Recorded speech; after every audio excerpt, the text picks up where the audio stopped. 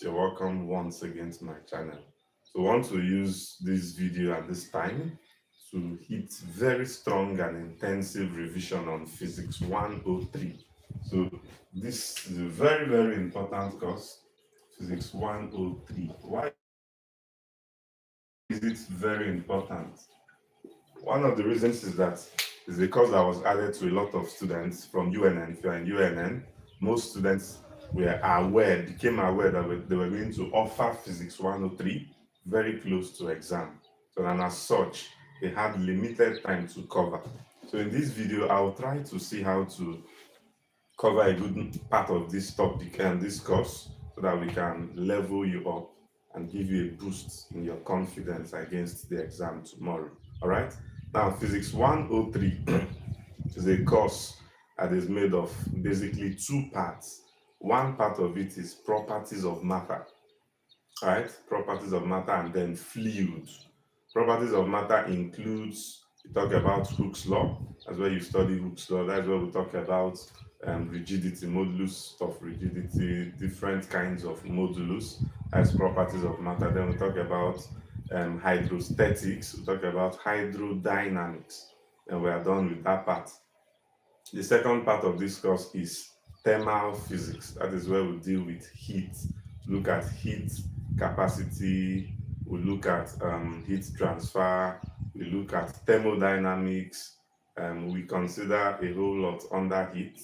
So we look at kind of matter, study gases. So this is where we study all these things. So I'll employ you to join class as we hit to cover Physics 103. And very importantly, if you are just joining us for the first time and you are yet to subscribe to this channel, do well to hit the subscribe button. We still have some more courses to go. We have Maths 101, Maths 103, and so on. So register your presence, drop a like for this video so we can quickly start.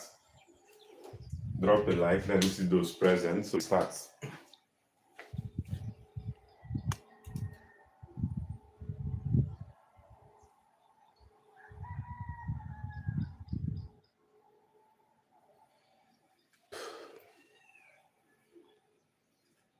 All right, Anastasia, you're welcome. Fidelis, you're welcome. Nick Peace, you're welcome. Nick Peace, can we cover all the topics? Of course, we'll cover a reasonable part of the topic. Uchechi, you're welcome. Noah Somadina, you are welcome. Thank you. Anastasia, thank you. You're welcome.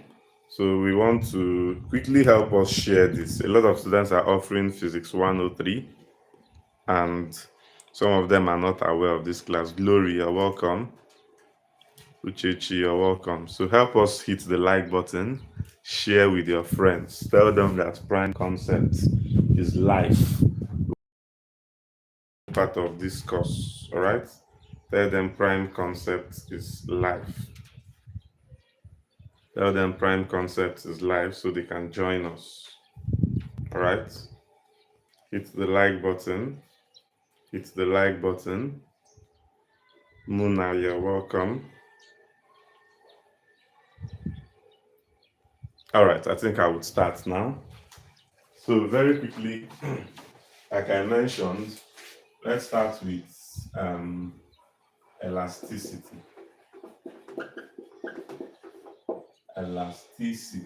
I'll be summarizing these topics fast so that we can have time to solve questions from the past question. There is actually a past question, so I will be giving you a lot of problems. We're going to have two sessions today. So we're going to do by 10, which is, and then later by 4:15 p.m. in the evening. So we're going to be able to cover a lot. All right. Now, what is elasticity? Elasticity is the ability of a material to do what? To expand and also return, right? Any material that can expand and return to the original shape, that material is said to be an elastic materials. Materials that expand and return to their original shape, they're elastic materials. Of course, you know that elastic materials can lose their elasticity as one thing. When a material that can expands and does not return back to its original position or size, it means it has lost its what? Elasticity, right? Yes. Now, the major law that governs elasticity is what you know as Hooke's law. Hooke's law. Hooke's law is the law that governs elasticity. Now, what does Hooke's law say? Hooke's law, we can state Hooke's law in two ways, and we're going to do that in two ways. Hooke's law states that provided that the elastic limit of an elastic material is not exceeded, the force or the applied force is proportional to the extension, or the extension is proportional to the applied force. So provided that the elastic limit is not exceeded, the extension is proportional to the applied force. So this is Hooke's law. The extension you're going to observe when you're dragging an elastic material, this is an elastic material, so the extension you would observe will be proportional to the applied force, the force you would apply. And mathematically, Hooke's law is written as F equals K times E. Some books might use X for extension, but commonly it is E for extension, where F is force, applied force. K is what you call spring constant. You call K spring constant, or you can call it force constant, or you can call it elastic constant. So you can call it spring constant, force constant, or elastic constant. And then E is extension. Remember, force is measured in Newton. Extension is measured in meters. So meaning that if they give you extension in centimeters, don't forget to convert to meters, because that is the SI unit. Now, what about the unit of spring constant? Spring constant, of course, if you make K the subject formula here, you notice that K is equal to force over extension, so that the unit of K becomes Newton per meter. Newton per what? Meter, that's the unit of K. Now, we can also state Hooke's law in a different way. How do we state Hooke's law differently? We can say that the stress or tensile stress,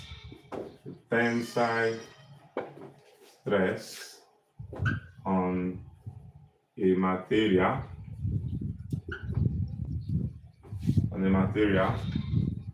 is proportional to the tensile strain. It's proportional to the what? Tensile strain, of course, provided the elastic limit is not what? Exceeded. So that condition holds for Hooke's law. So it's proportional to this, provided the elastic limit is not exceeded. So if you want to give the mathematical form of Hooke's law in this way, then it means you are going to say that stress will be proportional to what? Strain. So you would notice we have introduced two new terms, which is stress or tensile stress, and then strain or tensile what? Strain. So stress is, I will be denoting stress this way. This stress, then is proportional. If I remove proportionality sign, I can introduce equality sign and a constant, which I'll call E. Then strain, I'm calling it this symbol. So it means that you're saying that stress is equal to E times what? Strain. So where E is equal to this over this, that is to say that E is now what? Stress over strain. Let me write it. Stress over what? Strain. So E is stress over strain. Now, who can tell me what E represents in this formula? If you know what E represents, drop it in the comment section. What does E represent in this particular relationship? Drop it. Let me see who will get it. What does E represent if you're following? What does E represent? Any answer? Thank you. Noah, thank you. Chidebube, thank you. Thank you. So E represents Young's modulus. Young's what? Modulus. That is what E represents. Now, what is stress? Because we introduced two new terms there. Remember what I'm giving you. This formula you are seeing is still known as Hooke's law. Hooke's law. So, what is stress? Stress is the ratio of force applied to the surface area or the cross-sectional area. So stress is the ratio of force to the cross-sectional area. So stress is force over area. That is stress. Now, why are we talking about cross-sectional area? And you would understand that tensile stress is usually, and Young's modulus, they are usually applicable to materials that have length. They are applicable to materials that have length, such as wire. You know your electric wire, right? Yes. So, you know, there's a way you drag your electric wire, even though it looks like you can't drag it, but there's a way you stretch it, it will cut, to break. You understand? So, the stress on that wire that has a length is what you call tensile stress. So, the stress that is applied, the force that is applied on the cross-sectional area. If you have this, say this is your wire now, you notice that the shape of this marker is cylindrical, right? But the cross-sectional area of this marker is this part. This is what you call the cross-sectional area. So cross-sectional area for wires are always circular. So you should take note of that.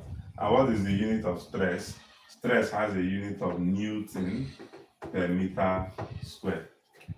Stress has a unit of what? Newton per meter square. So don't forget. And of course, stress has same unit as pressure.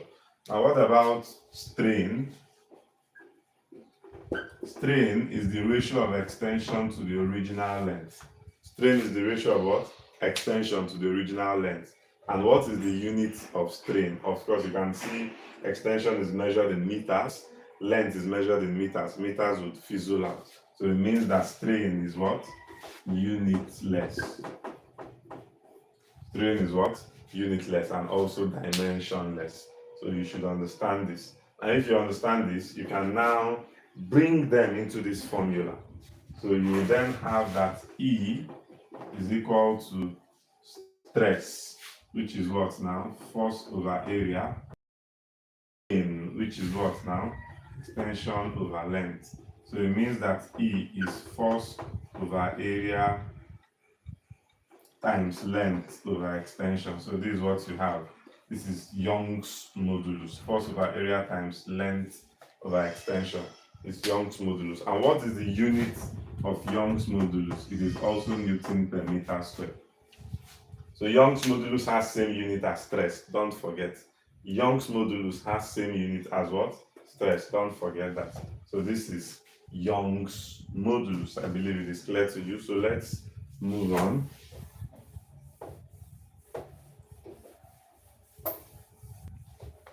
So very quickly, you have what we call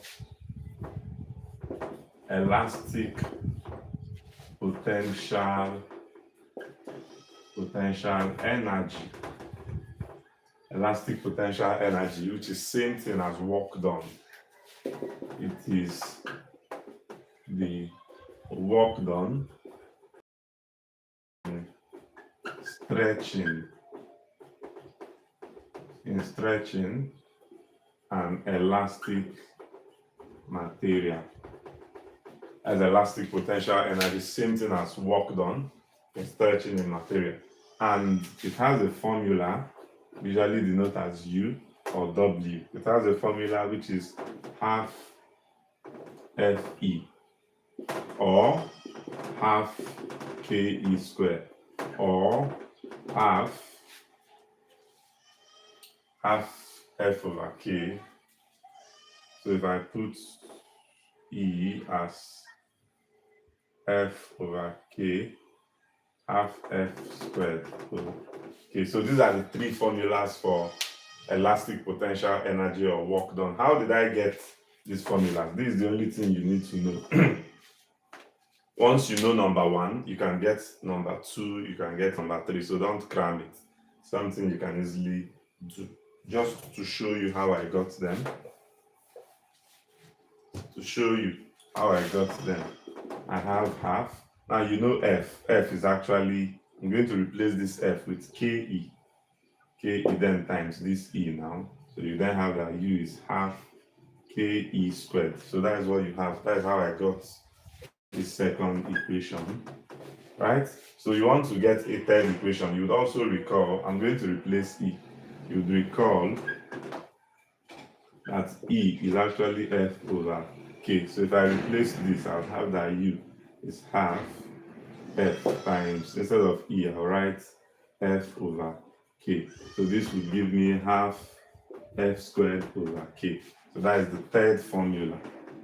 So these are the formulas for elastic potential energy. And lastly, under this, I hope I'm not too fast. Let me check your comments. It seems like I'm very fast, but I'm trying to summarize. This is a very simple topic, and I believe so. That's why I'm trying to summarize fast. We take problems, we get to the next topic. So let me see your comments.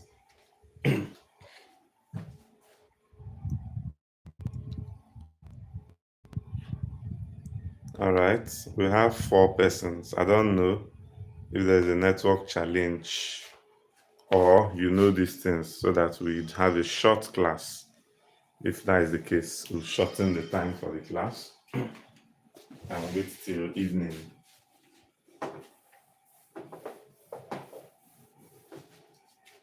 So, that is the last part of this we want to talk about is energy density. Energy density. Energy density is simply energy per unit volume. Energy per unit volume. That is energy density. Energy per unit what? Volume. So very quickly, if you recall, you have that energy is what? Energy is U, which is equal to half Fe. This is energy, right? Energy Fe. And see what I'm going to do. I'm going to remember energy per unit volume. So I'm going to divide both sides by volume V. Divide both sides by volume so that this becomes energy density. Remember, only U is just energy, potential energy, right? Yes, but we're trying to find energy density. Energy density, I'm going to denote it with U subscript D. So energy density is energy over volume. For you to say energy over volume, you have to divide here by volume so that you are not making mistake mathematically. So I can denote this part with UD. As this part is energy density and is equal to half Fe over volume. Now I hope you know that volume is area times length. Volume is area times length. Don't forget. Volume is area times length. Don't forget. So I've replaced this volume with area times length. So the energy density is going to be half times what now? F over A. I can split this times E over L. Now, if you recall, F over A, what does F over A represent? It represents, you are very correct, stress. What does E over L represent? You are also very correct. It represents what? Strain. So it means that energy density, stress times what? Strain. As energy density. It is what? Half stress times what? Strain. That is energy density. Now, what we have looked at so far is just Young's modulus. So it is elasticity in terms of materials with length, such as wire or a rod or a metal rule like this. So this material has length. So we can talk about the Young's modulus, right? What is actually Young's modulus? Young's modulus is a parameter that tells us, that describes the strength or the extent to which a material can withstand pressure or stress. Young's modulus describes the extent to which a material can withstand stress. That is Young's modulus. So if I bring two materials and tell you that the Young's modulus of material A is 5,000 and the Young's modulus of material B is 1,000, which of them do you think would withstand more stress? Of course, the one with 5,000, material A. So that is what Young's modulus describes. So I'm taking time so that you should have screenshot this so that I can rub. Now, I want to look at the other kinds of modulus we can have, but before that, let's take one or two problems here, then we look at that. So I believe I can rub this, right? Yeah.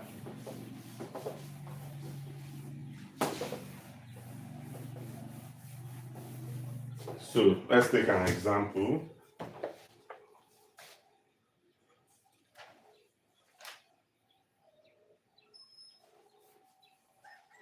Let's start simple. A force of 12 Newton is required to stretch a catapult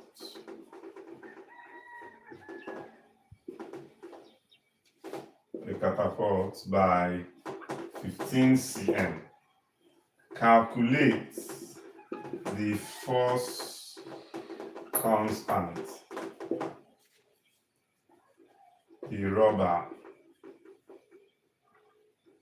the force constant of the rubber, of which this catapult is made, and the work done in stretching it. So that is the question. So I'm going to give you 30 seconds to solve because it's a very straightforward question. 30 seconds. Let me see who has our answer. Read through it. Oh, network is bad again. Okay. Muna said I'm not fast. Thank you. Okay. Nickel said let's continue with bulk modulus. All right, we want to solve some problem, then we'll finish up. I'm almost done with this topic. Remember, I'm trying to summarize fast. So solve that problem so that we can finish.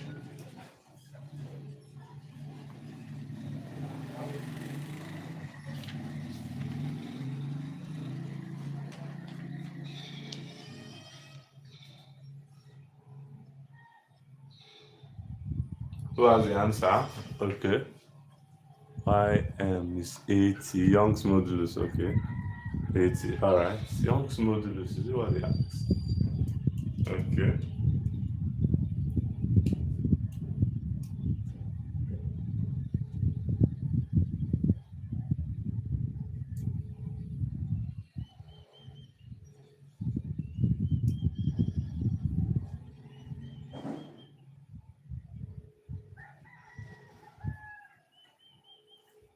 All right, I think I should solve.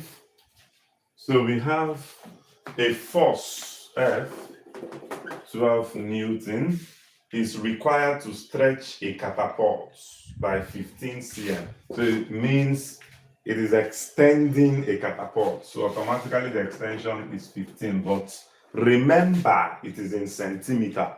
So I must divide by 100 to get 0.15 meters, right? Yes.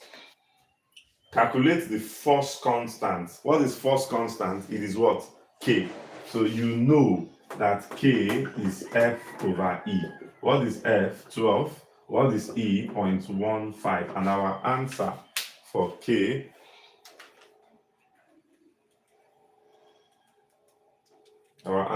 is 12 by 0.115, which is 80. I think most people got it. 80 Newton per meter. So we've gotten the first part. Second part of the question says, and we should calculate the work done. You know that work done is half K E squared or half FE, anyone? So half times K, which is 80, times E, which is 0.15, all squared. Don't forget the square. So I have 0.15 square.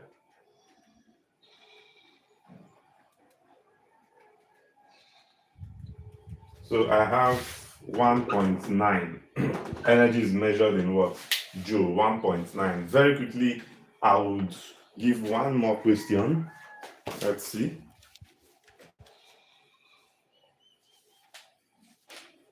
So that we can now move on to bulk modulus and other parts.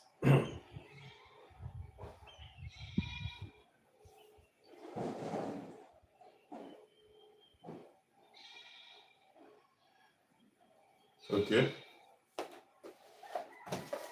So this. So I want you to be very much alert at solving problems. What you need more is solving problems. Though I'll be summarizing topics, but we need to be engaging in problem solving. Even though by evening session, we're going to summarize some topics and begin to hit questions, especially under thermal physics. I have a lot of problems from thermal physics, plenty. So I don't know how much time we can have to do it. So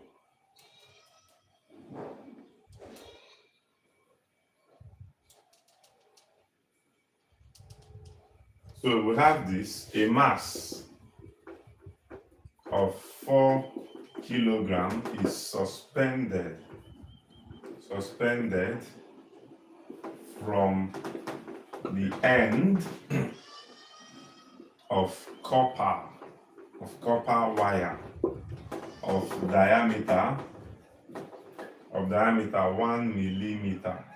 Full stop. What tensile stress does the wire experience? So quickly, 30 seconds, I'll solve. What tensile strength does the wire experience? 30 seconds, and I would solve quickly.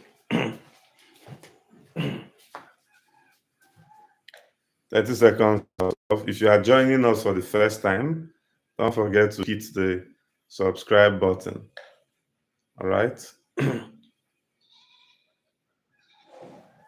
Okay. Uchechi said the work done is 0.9, not 1.9. Okay, maybe it's a mistake in calculation. Thank you. And so many other people, Nick, peace. Work done. Okay, what was my mistake? Maybe I didn't punch well. All right. So thank you. So I'm waiting for this one. Actually, that's what is in my calculator. And I wrote 1.9. So 30 seconds.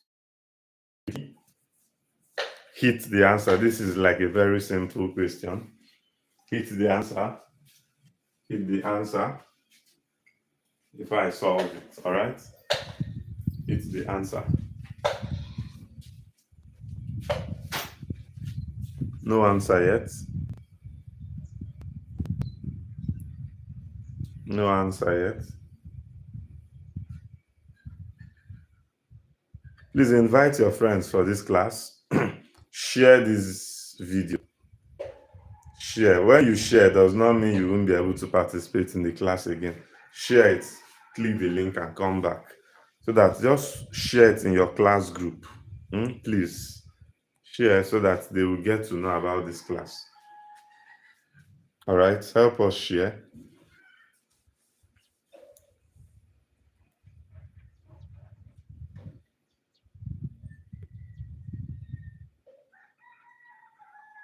Okay, I will solve. The question says a mass of 4 kilograms. So our mass is 4 kilograms. Is suspended from the end of copper wire of diameter 1 millimeter. So the diameter is 1 millimeter. Now, to convert millimeters to meter, you just say 1 times 10 to the power minus 3. So any value you have just multiplied by 10 to the power minus 3, you have converted to meters. So our diameter is this, right? And they want us to get what tensile stress does the wire experience. So they want us to get the stress, which is this, the tensile stress. Now we know that tensile stress is actually force over area. Now, since a mass was suspended, it means that what will be applying a force on that wire is actually the weight of that mass. So that is the force that is experienced, the weight of that mass. And in this case, the force is weight, which is mg over the area. So what we need to find area. Area, remember I told you that for a wire, the cross-sectional area of a wire is circular, always. The cross-section, not curved surface. The cross-section is circular. So for a wire, it is 1 over 4 pi d squared. Or you can say the area is pi r squared. The same thing. If you are using radius, you can use this formula, you get the same answer. If you are using diameter, you use this formula, you get the same answer. Why do I prefer this? I was given diameter, so I want to use it directly. So I would have 1 over 4 pi into 1 times 10 to the power minus 3 squared. So if I should solve this, I will get my area. I will get my area to be 3.142 divided by 4. So my area is going to be 0.786 times 10 to the power minus 6. So it means I can say that my area is 1. So 7.86 times 10 to the power meter squared, right? So that is my area. I hope you have confirmed that the answer is correct.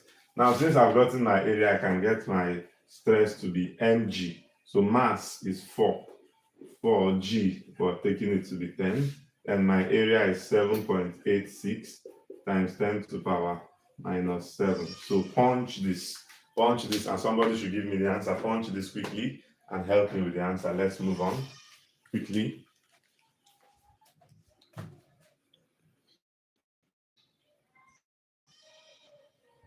No comment yet. Is it that the network is bad so that I don't keep talking? Tell me if the network is bad or you are connected.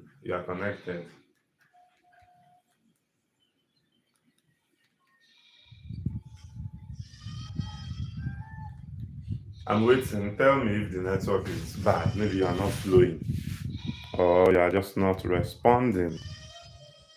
Because nobody has given me answer yet.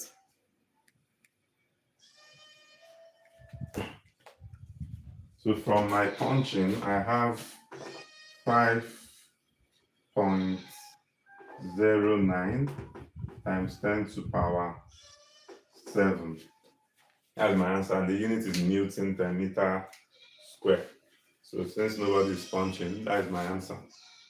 And I want to move on. So I want to talk about bulk modulus. Remember I told you we have Young's modulus. So Young's modulus is not the only kind of modulus you have. Young's wire, meter rule, rod. That's why you talk about Young's modulus, things that have length, right?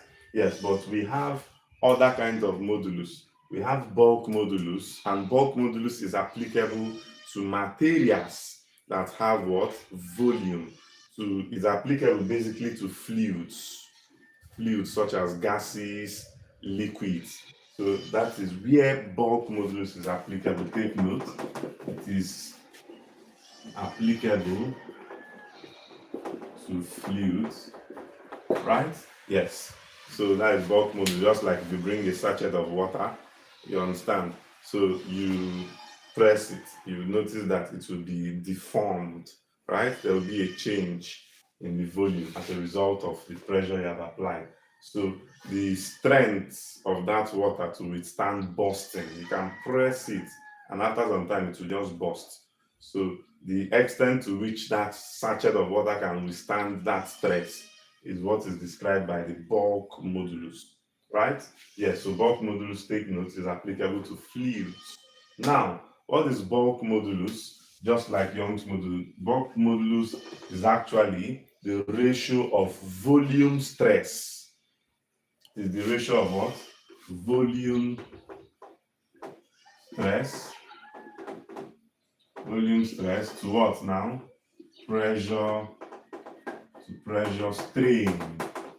Volume stress to what?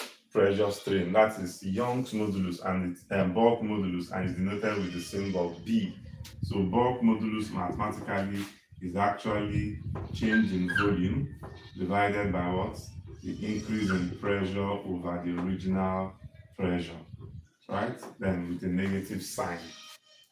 That is bulk modulus, right? Now, why do we have a negative sign? It's very simple. When you are compressing, remember, this thing is increase in volume. Increase in volume simply means V2 minus V1. Now, if something has an initial volume V1 of 20 meter cube, that is the initial volume.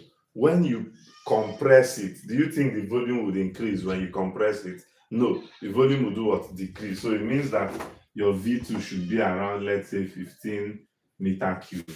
And change in volume is what? V2 minus V1. So when you do V2, which is 15 minus 20, what will it give you?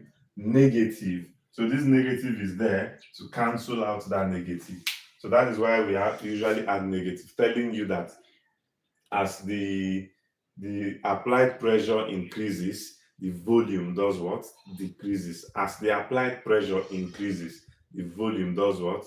Decreases. That is the essence of that negative sign. So what is the unit of bulk modulus? The unit of bulk modulus, the unit is still Newton per meter squared. Same unit as Young's modulus, the same thing. You can see it, right? The unit, sorry.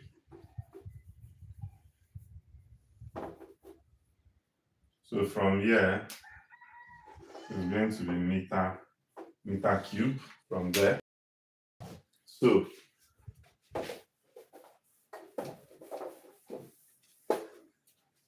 all right, now we have what we call compressibility. Compressibility. Compressibility is denoted with the symbol K. Now, what is compressibility? Compressibility is just the reciprocal of bulk modulus. It is the reciprocal of bulk modulus. As compressibility, the reciprocal of bulk modulus. Now, what does compressibility talks about? The extent to which a material can be what? Compressed. So K is actually 1 over B. That is what K is. Or you can simply say that B is 1 over what? K. Still same thing. So that is bulk modulus. Then we'll quickly talk about the last type of modulus, which is modulus of rigidity. Can I rub this and move on? Can I rub this and move on quickly? Tell me to move on if you are following me. Move on. But I'm not seeing the comments again.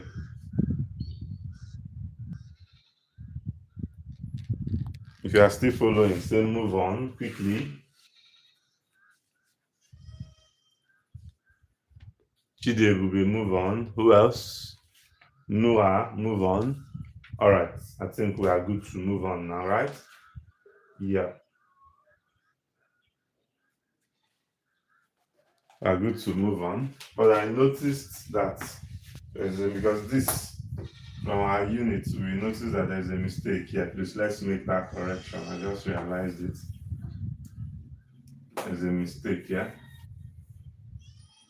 So this is actually the ratio of pressure strain. Because all the bulk modulus should have same units.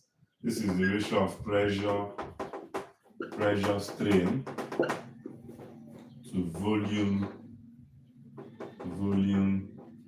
pressure, stress.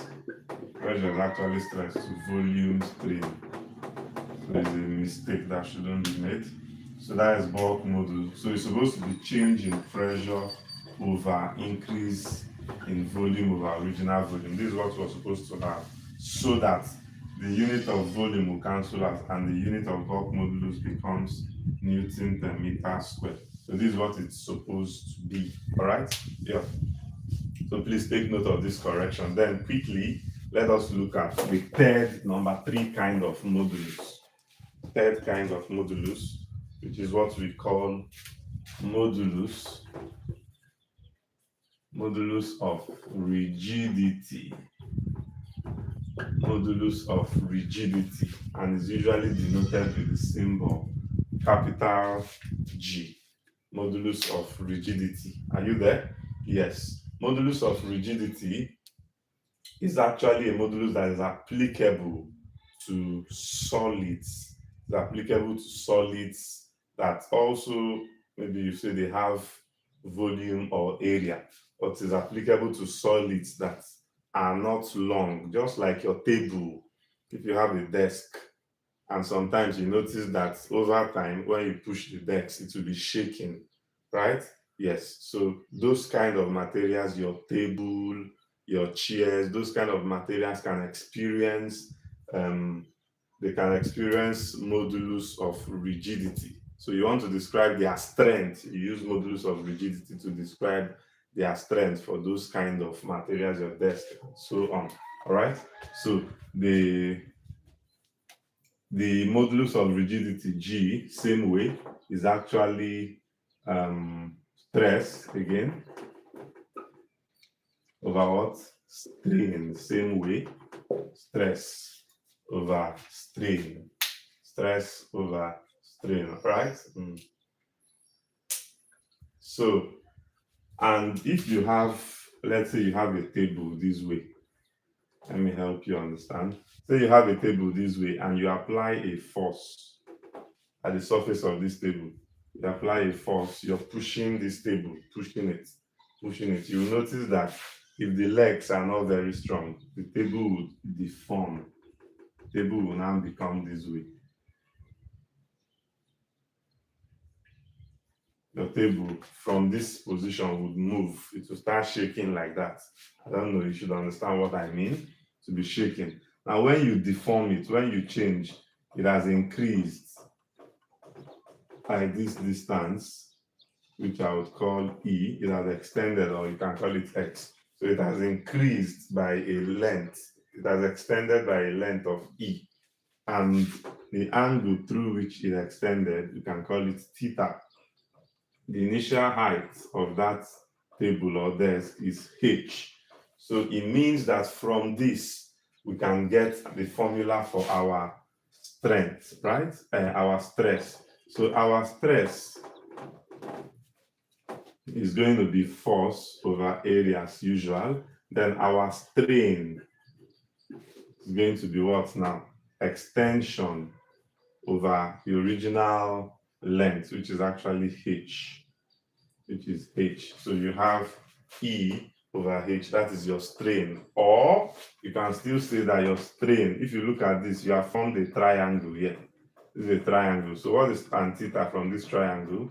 Tan theta, the opposite over adjacent, which is E over H. So it means that your strain is either E over H or tan theta. Your strain is either E over H or what? Tan theta. So strain is equal to E over H, or strain is equal to what? Tan theta. So you should understand this concept for modulus of rigidity. So of course, what is the unit of modulus of rigidity? Still the same unit. All the modulus have same unit. Newton per meter squared. The stress, same unit. Newton per meter squared. The strain, unitless. In this case, what is your strain? Your strain is, this part is your strain, which is unitless. This is your stress, which is Newton per meter squared, right? So don't forget. All right, so if you are good with the screenshot, if you are good with it, say move on. Let's see if you can take one problem because we are done with this part.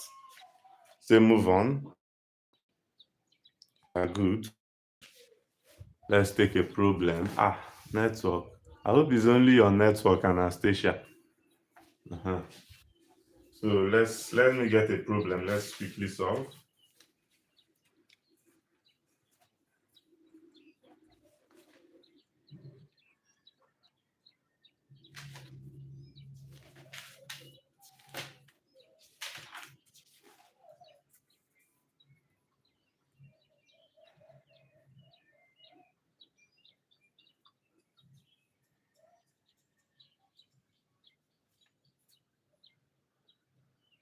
Okay, let's move on. Okay, let's move on.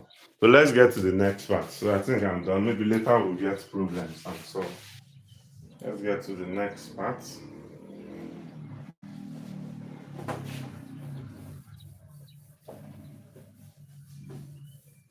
I'm done with this topic.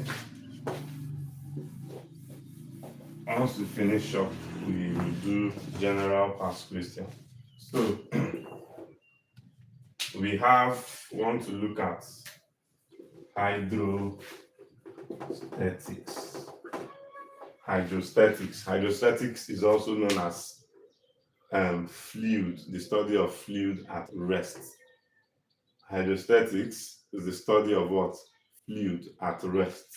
So you can take note of that. It is the study of fluid at rest. So that's why you call it statics. Hydro talks about fluid, so you should know that. So when you combine it, hydrostatics, it is the study of fluid at rest, fluid that is not moving. Of course, what is fluid? If I should ask you fluid, fluid will include liquid, it will include what? Gases. So don't forget, when you talk about fluid, you're not only talking of gases, or you're not only talking of liquids. Fluid is both liquid and what?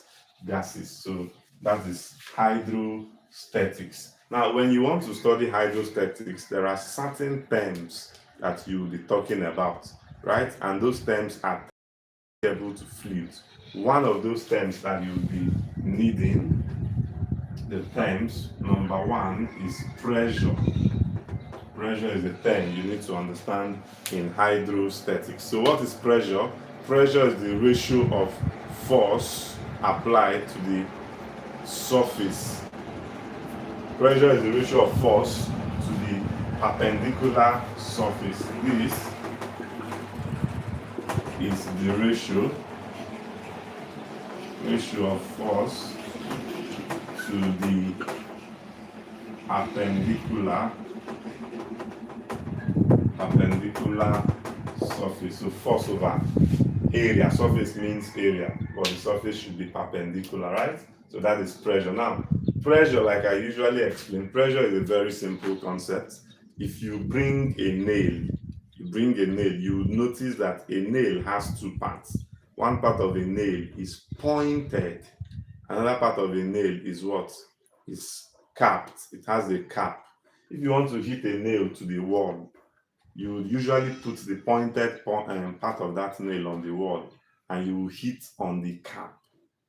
And if I ask you to turn it, put the cap on the wall and hit from the pointed part of it, what do you think will happen? It will stress you. You will keep hitting and hitting and you'll be applying much pressure. Why do you have to apply much pressure when you're hitting that way? It is simple. It's because you are hitting over a small surface. That pointed edge you are hitting is a very small surface. But if you hit through the cap, it has a larger surface, so it will enter faster, right? So that is pressure, and pressure has a relationship, P, which is F over area. This is the formula for pressure, force over area. So you notice that the relationship between pressure and area are what? Inverse. Pressure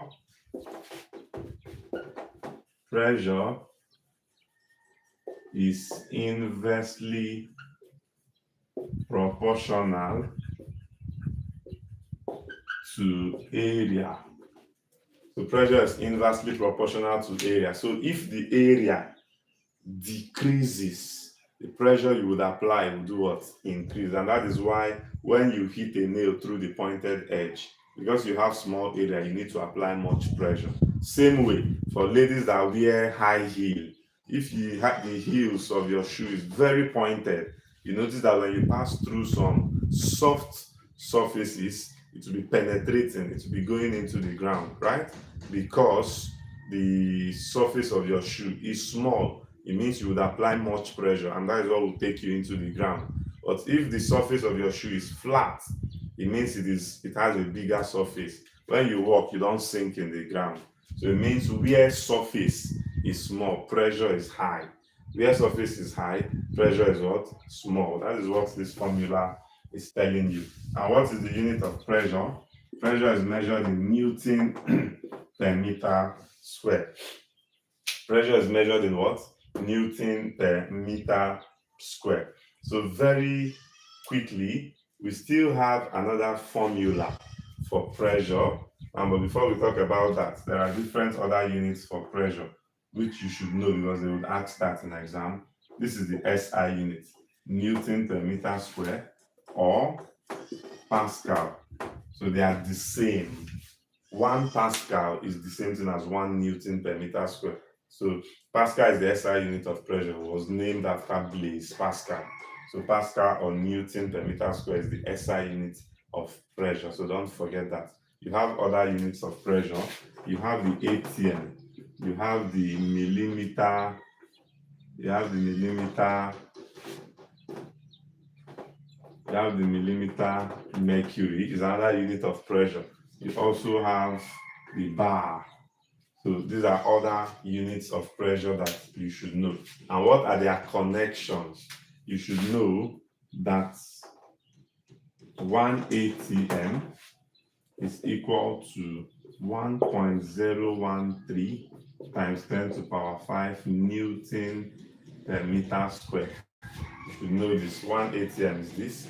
You should also know that 760 millimeter mercury is same as 1.013 times 10 to the power 5 Newton per meter square. You should also know this.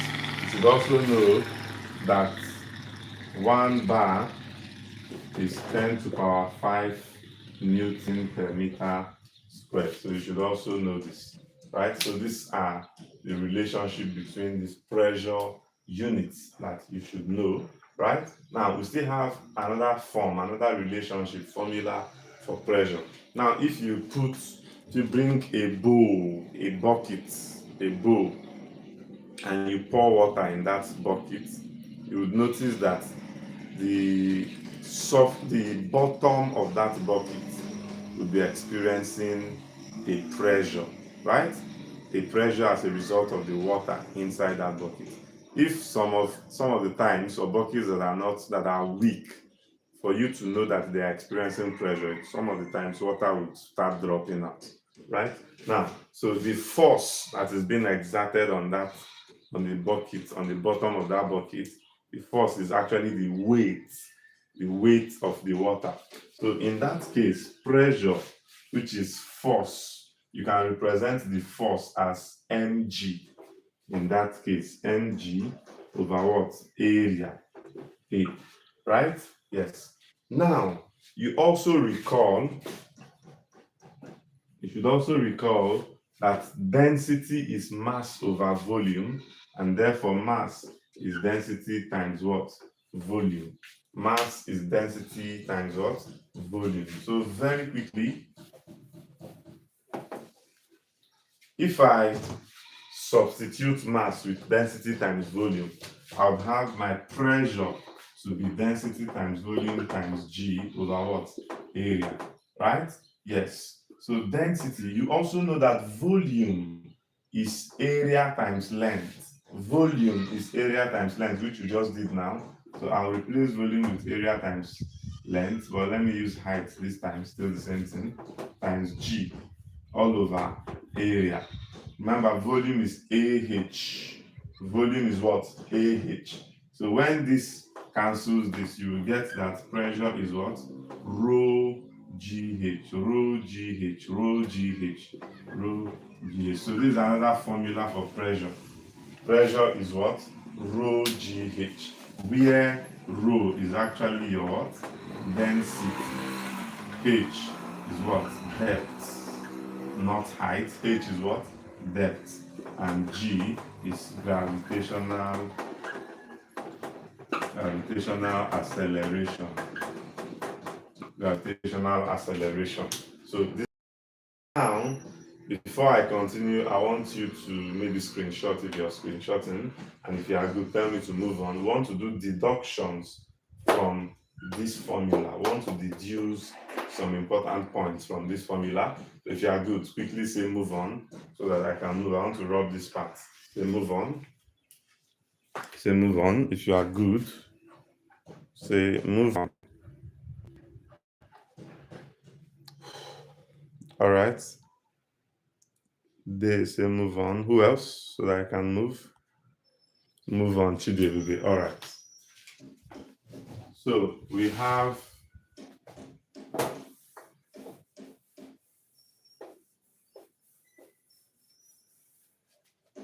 remember, some of you might mix this. H is not height, H is depth, right? So one of the points we want to deduce, one point we want to deduce, just like you can see, pressure and H are directly related, right? So one of the points is that pressure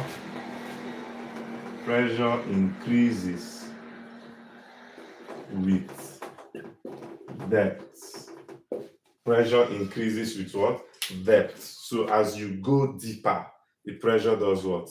Increases. As you go deeper, the pressure does what? Increase. That is even what causes people that go to the river to swim and they drown. That is what causes them to drown. When you get underwater and you cannot swim, you will notice that the pressure will be pushing you. Because you can't control yourself, it will be pushing you. As you're going down, the pressure is increasing. As you're going down, the pressure is increasing and it will push you down, and then you begin to drink water. When you drink a lot of water, you become even heavier, and then you go down. Over time, you float back because you are now becoming heavy. Now, this is the same reason for which if you have your tank of water, your GP tank for the Nigerian guys, your GP tank, you would notice that they don't put the tap. This is a tank. This is your tank. They don't put the tap here. Why? Have you asked yourself? They usually like to put the tap at this end. They put the tap low. Why do they put the tap at the bottom and not at the top? Because pressure is higher when you go down. So if you put it here, your tap will not be running fast. It will be running slow. And that is why even if you're living in an upstairs, you would notice that people that are living up, what is the challenge with the flow of water in their house? It is difficult. It's difficult because they are going up instead of coming down.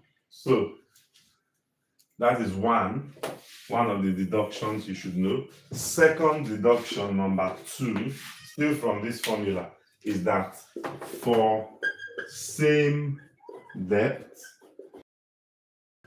pressure increases with what now? With density. For same depth, when the depth is kept constant, kept the same, pressure increases with what? Density. Pressure increases with what? Density. So it means if you bring two fluids, say you bring water and you bring honey, which of them do you think can apply more pressure on a surface? Of course, it is actually the honey, because honey is denser than water. So these are the points that I would like you to note from pressure. So we want to quickly advance. Remember, we're studying terms that are used in hydrostatics, right? So number 2 term, okay, before we talk about number 2, still under pressure, somebody might ask, how do we measure pressure? So let's look at measurement of pressure. Measurement of what? Pressure. How do we measure pressure? We can measure different types of pressure. Anytime a substance or an object or a person is exposed to the atmosphere, one of the pressures that would act on everything that is exposed to the atmosphere is what you call atmospheric pressure.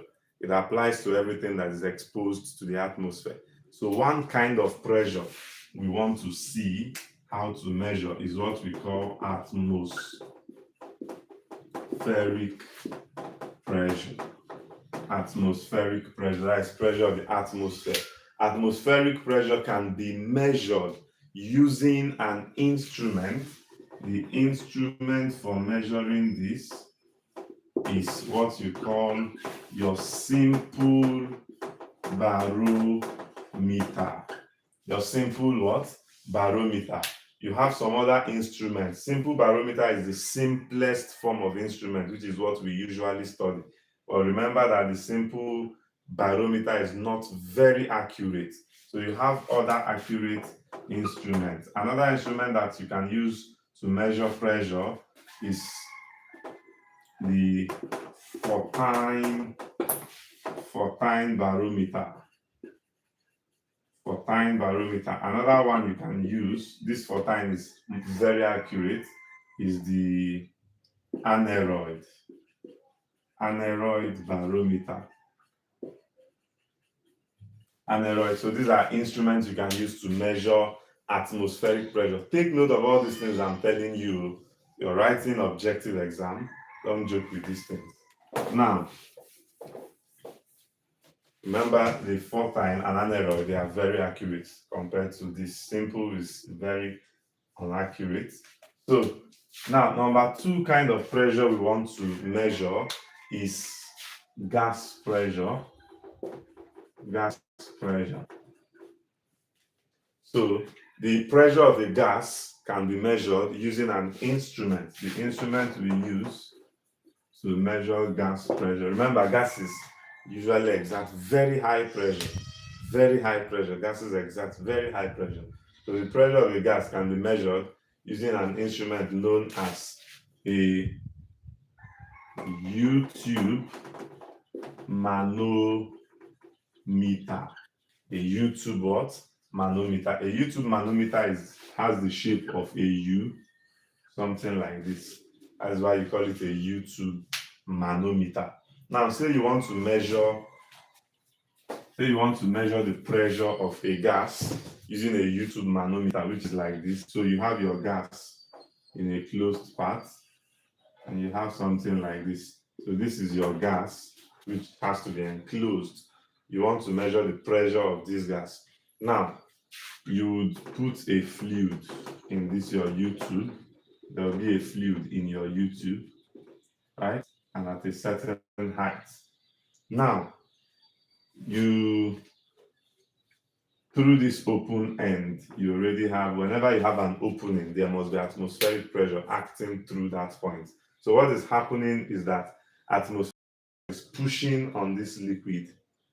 Gas pressure is also pushing on the liquid, right? So this is pushing. As this gas pressure is pushing, the liquid will be rising here. As this one is pushing, the liquid will be rising here. So that push continues and equilibrium is attained. So when this push keeps happening and there is a rise, so what you will check is the rise of liquid in that manometer, which I'm going to call H. So according to the principle of a manometer, the total pressure on one side or one limb, L-I-M-B, this is a limb, this is another limb. Total pressure on one side of the manometer equals the total pressure on the other side. So if I divide this manometer into two parts, the pressure on this side is the pressure of the gas, and it must be equal to the total pressure on this side, which is what? Pressure of atmosphere plus pressure as a result of the rise in the liquid. And pressure as a result of rise in liquid, rise or fall in liquid is what? Rho GH.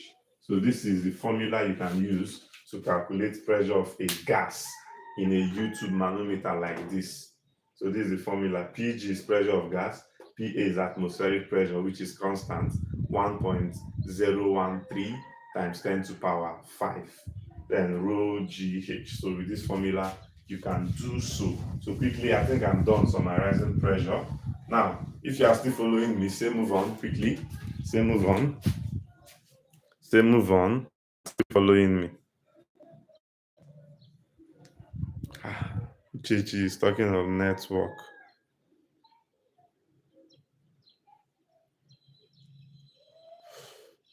If you are still following me, say move on. Thank you. Daily life. Okay. So it means you're active. All right. So very quickly, we are still considering terms. We have talked about pressure extensively. So we've brought out a lot of points on pressure. So we want to look at number 2, which is density. Density. What is density? Density is the ratio of mass to volume. Density is the ratio of mass. It is the ratio of mass to what? Volume. That is density. The ratio of mass to volume is density. And it is denoted as rho, which is equal to mass over volume, m over v. And what is the unit of density? The unit of density is kilogram per meter cube. Density is measured in what? Kilogram per meter cube. That is the unit of density. That is the SI unit. Even though density can also be measured in gram per cm cube. But the SI unit is this. Right?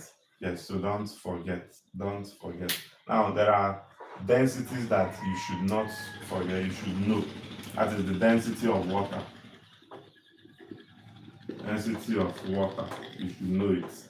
Density of water is 1,000 kilogram per meter cube or 1 gram per cm cube. That's the density of water. Is a constant that you should know. Just like you know G, acceleration due to gravity, as 10. You should know the density of water. Is a constant that you need to know. So the density of mercury also, density of mercury is 13600 kilogram per meter cube or 13.6 gram per cm cube. So you should know the density of mercury also. Now somebody may ask, how do you convert gram per cm cube to kilogram per meter cube? How do you convert? If they give you gram per cm cube and you want to work with SI unit, which is this, so what you simply do is to divide this by what? 1,000. So once you say this by 1,000, it gives you this. Is that clear to you? Yes, very clear. Can I move on? I want to move to the next point. I'm done explaining density. I want to move to the next point. Can I move on? Can I move on? Can I move on? Can I move on? Can I move on? All right. No, I say move on. All right. Thank you. Remember, we're still considering terms. I want to look at another term, which we call relative. That is number 3. Relative density. Relative density is usually denoted with RD. Relative density. We're going to look at relative density for solids. I'm going to look at relative density for liquids. Relative density for solids and relative density for liquids. So what is relative? Anytime you hear the term relative, it always means in comparison to a reference point. In comparison to what? A reference point. So when you say relative, it means you're comparing one with a known standard, an agreed standard. So relative density is the density of a substance that is compared to a standard density. And the standard density we usually use is the density of water. So when you say the relative density of any substance, the relative density of a substance is going to be, whether solid or liquid, is going to be the density of that substance compared to the density of water. This is the first and the very most important formula you need to know for relative density. So relative density is the density of any substance over the density of water.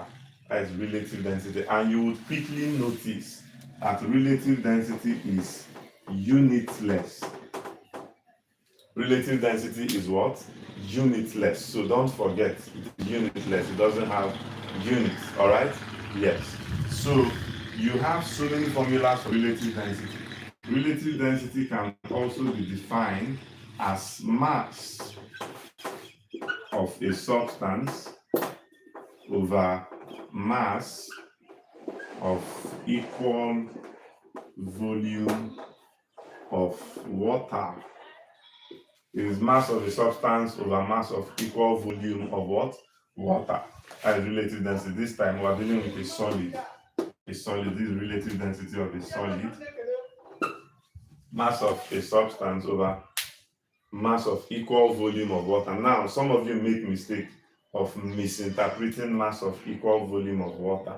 Mass of equal volume of water does not mean what do you confuse it with? Say when you immerse that thing inside water, then you say the mass of that thing inside water. No, mass is the same everywhere. But when you say mass of equal volume of water, what you're talking about is, if I bring water, I bring a bowl of water that is filled to the brim, and I want to know the mass of equal volume of water of this marker. What I'm going to do is that I'm going to immerse this marker inside that water.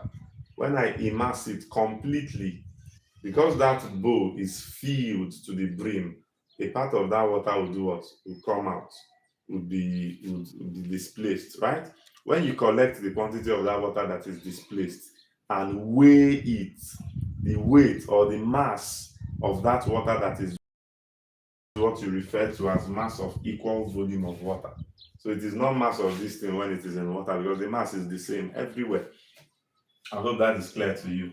Yes, so same way, you can still say that relative density is mass of substance over weight of equal volume of water, weight of equal volume of water, right?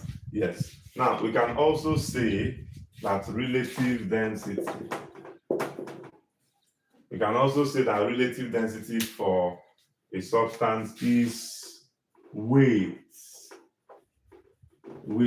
in air over weight loss. Weight in air over what? Weight loss.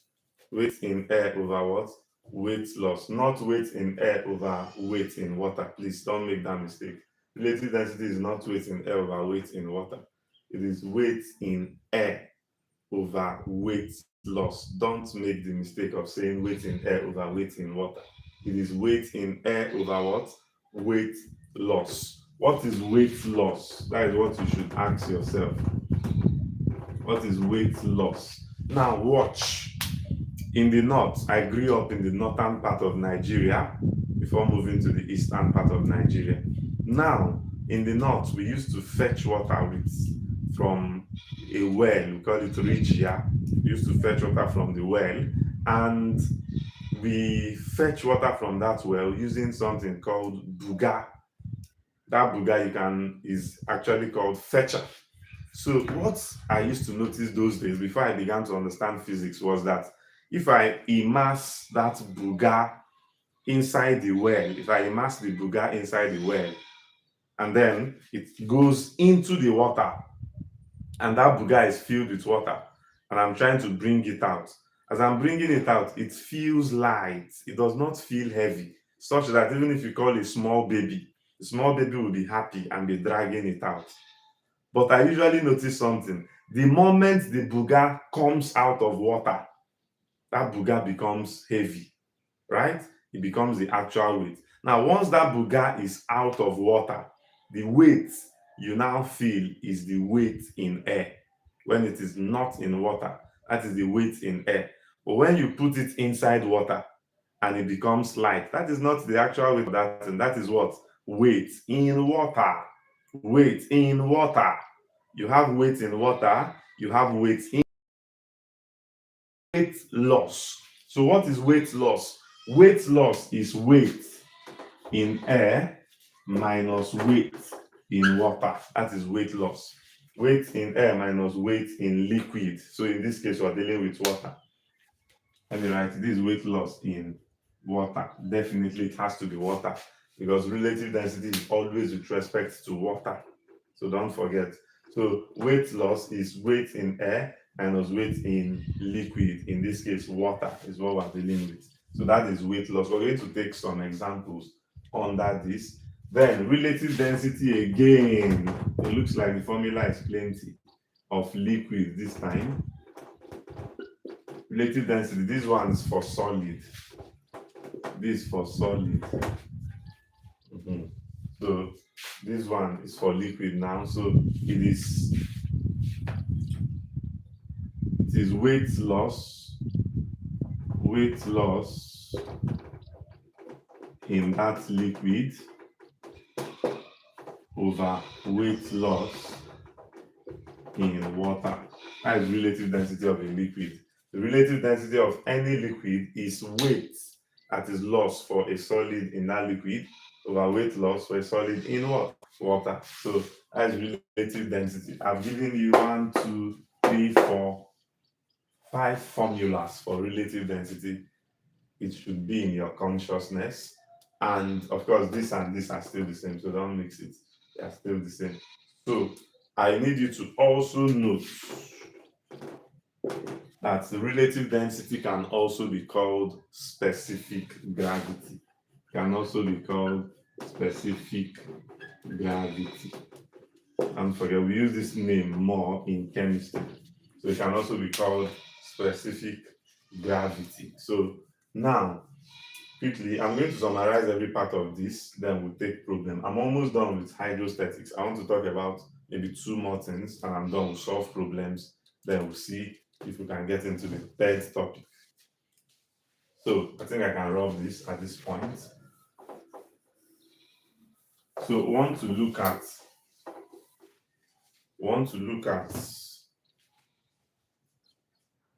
upthrust. I think this should be number 6. Upthrust. Of course, upthrust. First, the word upthrust should tell you that upthrust is an upward force. It is what? It is an upward force. Upthrust is what? An upward force. So the direction of action of upthrust is always upwards. So it's an upward force. So now from upward, I'm going to spell upward differently. Instead of me spelling upward this way, I'm going to spell it differently to help me or to help you remember the definition. So I'm going to spell upward. I'm going to spell upthrust as what? Upward force. Upthrust is what? Upward force. Upward what? Force. I'm going to spell upthrust this way as upward force. So what does this mean? This simply means that UP is upthrust. So upthrust is W, weight of liquid displaced. Upthrust is what? Weight of liquid displaced. Upthrust is what? Weight of liquid displaced. Upthrust is what? Weight of liquid displaced. So from here, upthrust is weight, O is off, L is liquid displaced. That is the definition for upthrust. It is equal to the weight of liquid displaced. Now, what is actually the weight of liquid displaced? Weight of liquid displaced is same thing as weight loss. It is same thing as what? Weight loss. So it means we can say that upthrust is equal to the weight of liquid displaced. We can also say that upthrust is equal to weight loss. Upthrust is equal to what? Weight loss. Or upthrust is equal to weight of liquid displaced. Is that clear to you? Yeah, so upthrust is a force and it is measured in Newton. Upthrust is a force and it is measured in what? Newton. So you're still following me? Please say move on. Say move on. Say move on. Say move on quickly. You're still following me? Say move on. Hit the subscribe button if you are joining us for the first time. Thank you. Daily life. I like this, your emoji, YouTube emoji. I love it. Upthrust. So somebody said buoyancy. Thank you. Daily life. Thank you. So move on. Thank you. So thank you, daily life. Another name for upthrust is what? Buoyant force. Another name is what? Buoyant force, or you can say buoyancy. Buoyant what? Force. So you don't want to call it upthrust, you can call it buoyant force. Is that clear to you? Yes, so don't forget that. Now, we want to look at Archimedes' principle. Archimedes' principle. Archimedes' principle. How many of you have heard of the famous scientist Archimedes? Can I tell you the story of Archimedes? Yes, let me help you so that you would never forget Archimedes. In a hurry, very quickly, there's a story behind Archimedes' principle. And what is that story? The story has it that Archimedes, a physicist, Archimedes is a physicist.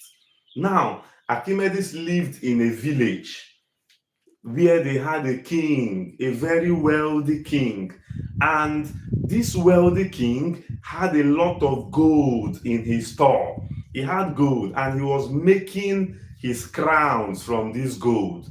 Now, he had a goldsmith in the village that he would usually fetch a quantity of gold and give to the goldsmith and say, from this gold, make me a crown. Now, he noticed that whenever this goldsmith returns the crown, you would always notice that the crown does not weigh as much as the gold he gave to that goldsmith. And I began to suspect the goldsmith and said, I am suspecting that this goldsmith, whenever I give him my gold, say, make crown for me, he would always, so that when this man turns this crown, we can measure the volume of the crown and see if the volume of the crown is the same as the volume of the gold I gave to him. Now, there was a challenge. When these men gathered, they now realized that, we cannot measure the volume of this crown. And why can they not, or could they not measure the volume of the crown? They realized that the crown was irregular. The crown did not have shape. Assuming that crown was a cube, I hope you'll be able to measure the volume. Yes, because you know the volume of a cube, which is L cube. Assuming it was a cuboid, you'll be able to measure it. But this one, the crown was irregular. There was no shape. So there was no known formula for measuring the volume of the crown. So he called Archimedes. Say, Archimedes, I know you as a great physicist. In fact, the greatest of our time. Can you help me measure the volume of this crown? I want to find out something. Archimedes looked at it. It was difficult and almost impossible. But one of the things about Archimedes was that he was a consistent scientist. He never gave up anyhow on problems. So he kept on pondering, thinking, told the king to give him time. And he was thinking. On a fateful day, Archimedes was at home. Archimedes, of course, a wealthy scientist. He was at home and he was bathing under his shower. And while he was bathing under a shower, naked, of course, he was bathing under his shower, he noticed that while he was standing and water was dropping on his head, he noticed that his body displaced water. such that where he was standing, there was no water around there. So his body was displacing water from where he was standing to other places. And suddenly the inspiration hit his head and he ran out of the bathroom naked, shouting, Eureka! Eureka! I have found it. That is the story behind Archimedes' principle. Now, what is Eureka? It means I have found it. Now, what did Archimedes find? That is what I want to explain to you in Archimedes' principle. Archimedes found out that if you bring any substance and you want to find the volume of that substance, whether a regular substance or an irregular substance, you want to find the volume, bring that substance, then bring, let's say, a bowl of water. Bring a bowl of water and fill it to the brim. When you immerse that substance inside the bowl of water, you will notice that water would overflow. Water would overflow. And when water overflows, what you do is collect it in another vessel. When you collect the quantity of water that overflows as a result of the immersion, of that substance, water will overflow. When you collect the quantity of water that overflows, measure the volume of that water that overflows. According to Archimedes, the volume of the water that overflows would be equal to the volume of the substance. That was what he discovered. When he was standing under the shower, he realized that his body displaced a quantity of water such that the volume of the water his body displaced was the same thing as the volume of his body. That was what he realized. So that is Archimedes' principle that I have explained to you. The volume of a substance is equal to the volume of what? The liquid that substance does what? Displaces. So let's state it the proper way. Archimedes' principle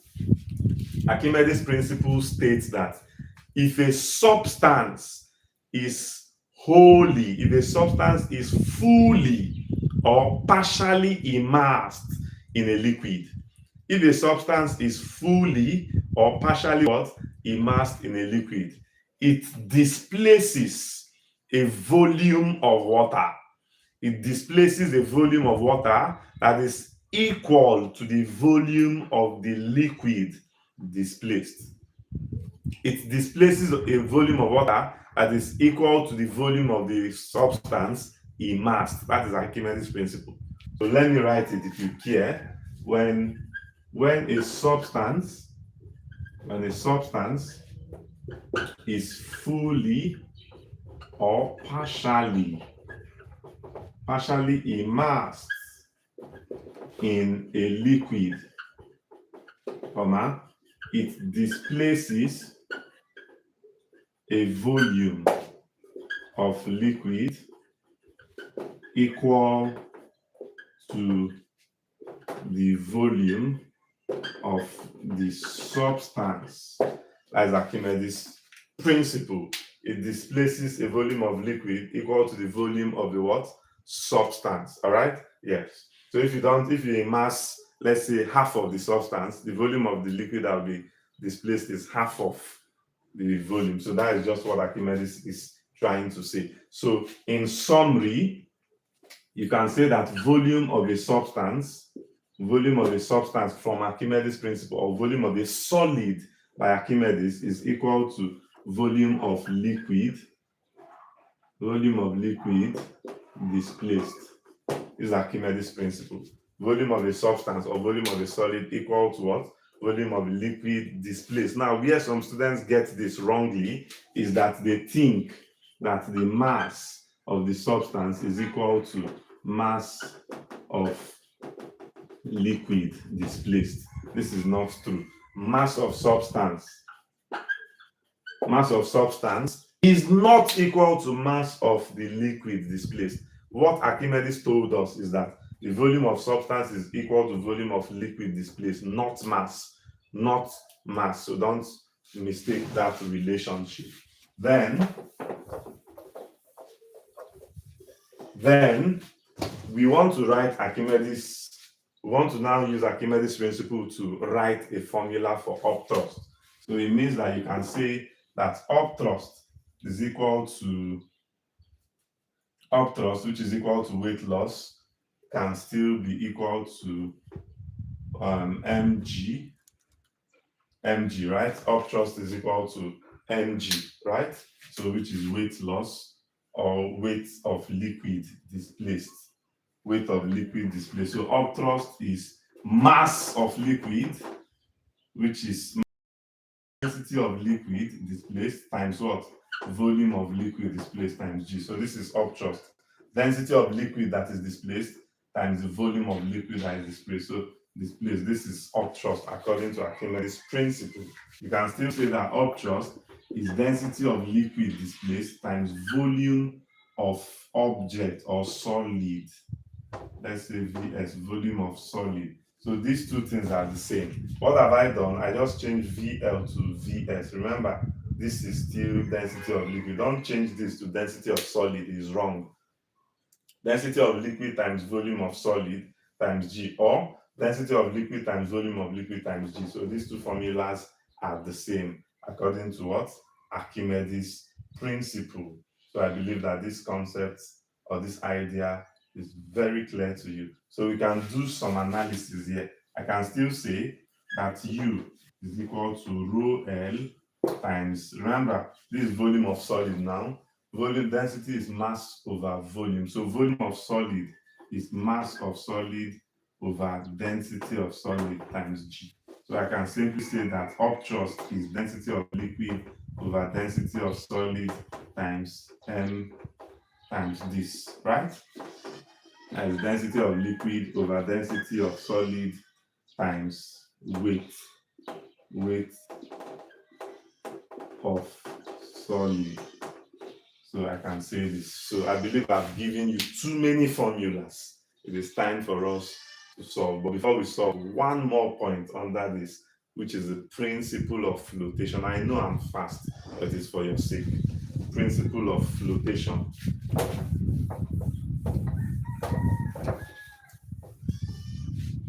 Principle of what?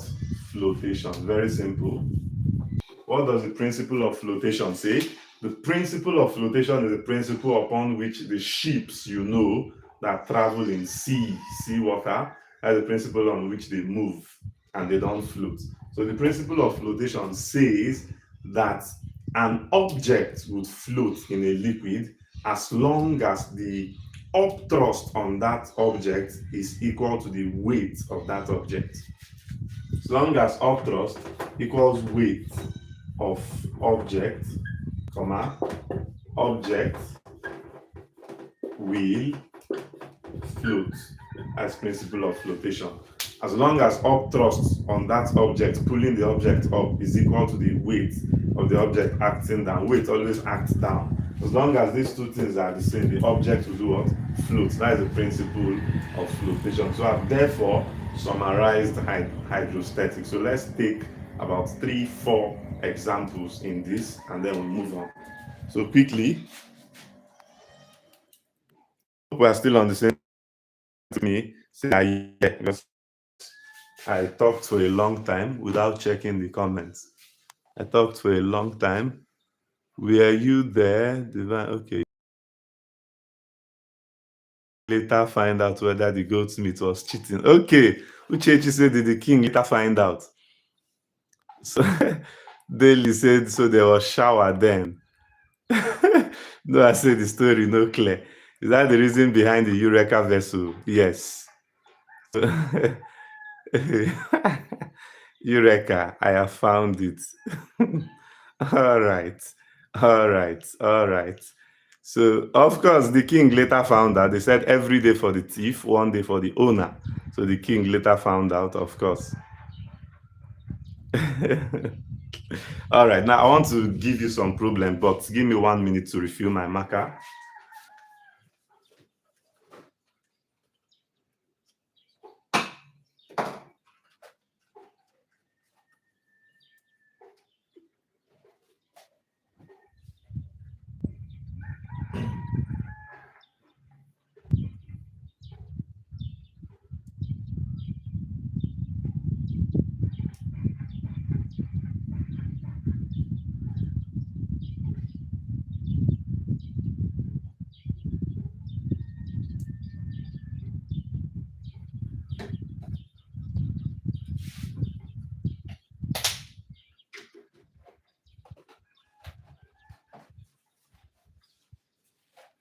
All right, let's take our first problem.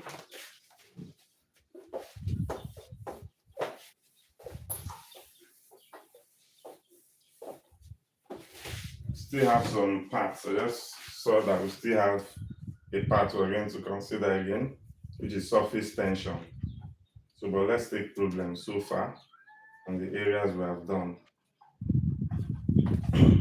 So we have an object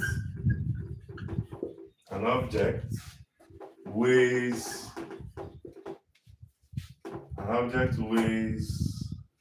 2.0 Newton in air and 1.5 Newton when completely immersed in liquid of density 800 kilogram per meter cube, calculate the upthrust of liquid on the solid and the volume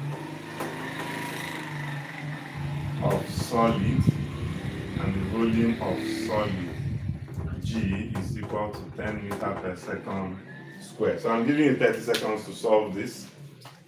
Then let me look for more questions. I have another one. So 30 seconds, please attempt it. Let's get more.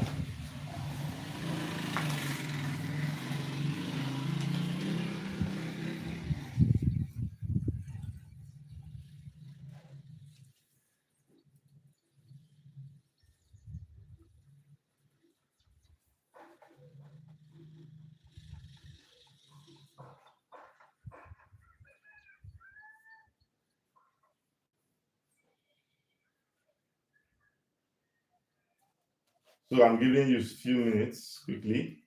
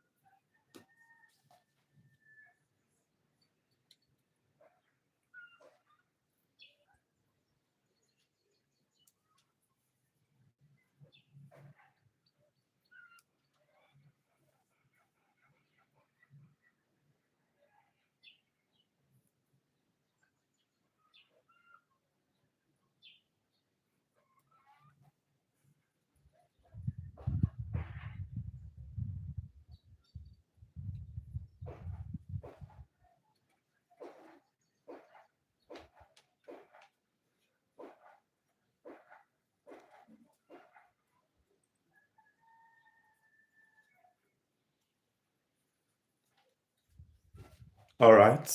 No answer yet. Let's solve together, I think.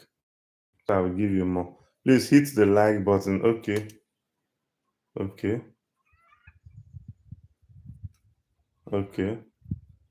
Divine praise. You're welcome. Thank you. Upthrust. Thank you, divine praise. I love that. Then divine praise said upthrust is 0.5. Okay.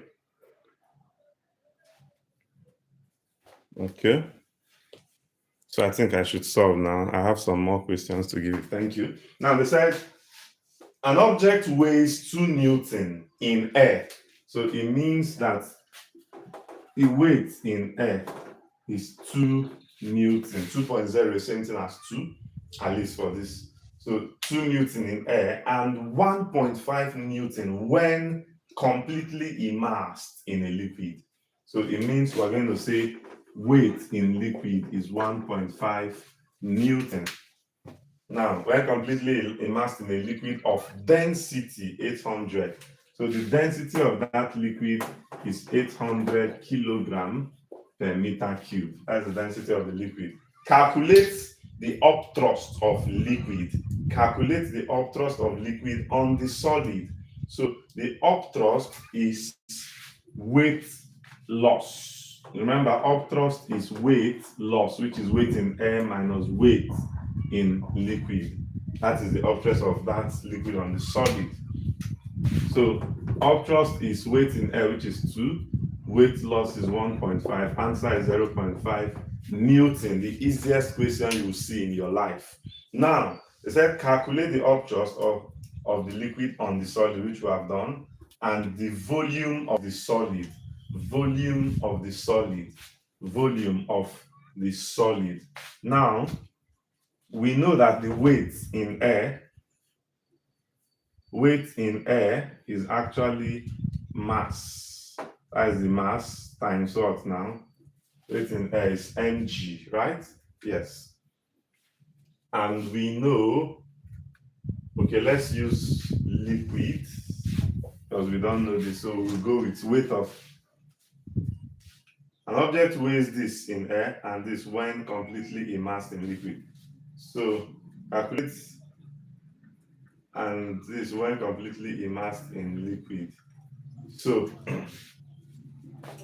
you have that weight in liquid is going to be mass of liquid displaced times what now? G.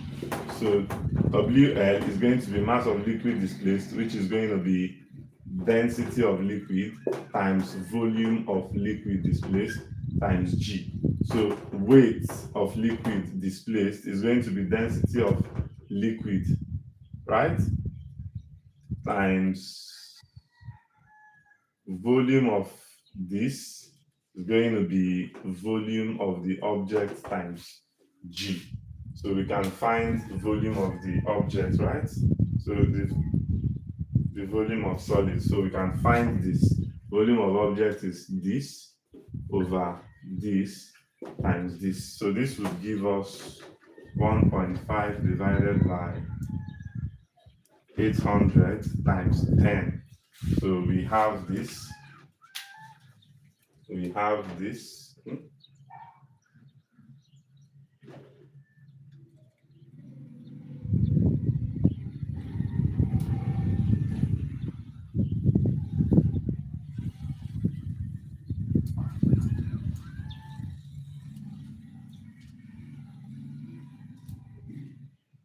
Mass of liquid displaced ml times the density of liquid.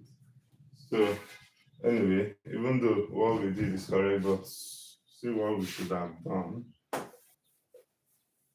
that we don't mix it. Upthrust is weight of liquid displaced, which is mass of liquid displaced times G.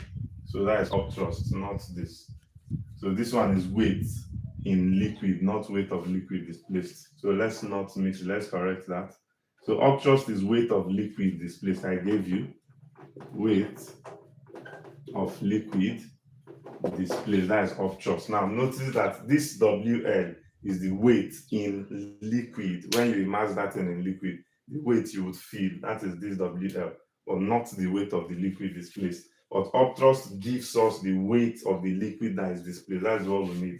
So upthrust, which is weight of liquid displaced, is going to be the mass of liquid displaced is actually the density of the liquid times the volume of liquid displaced times G. So upthrust is density of liquid times, remember, volume of liquid is same thing as volume of object or solid times G. So volume of object is going to be upthrust times rho Lg. So let's read quickly, correct that. So upthrust is, we got upthrust as 0.5 divided by density of liquid as 800 times G, which is 10. So do well to correct this in case I will check those that even got it. So 0.5 by 800 by 10. So this is, let's see, 1, 2, 3, 4, 5. So 6.25 times 10 to the power minus 5 meter cube. Now let me see who got it. Let me see who got it. Who got it? Upthrust this volume. Thank you. Uchechi got it. Thank you. Junior got it. Uchechi, thank you. Divine Praise got it. All right, thank you. Chidiebube, everybody got it. So thank you, and I was about to solve it wrongly. So thank you. So it means the concept is clear. Let's take another one.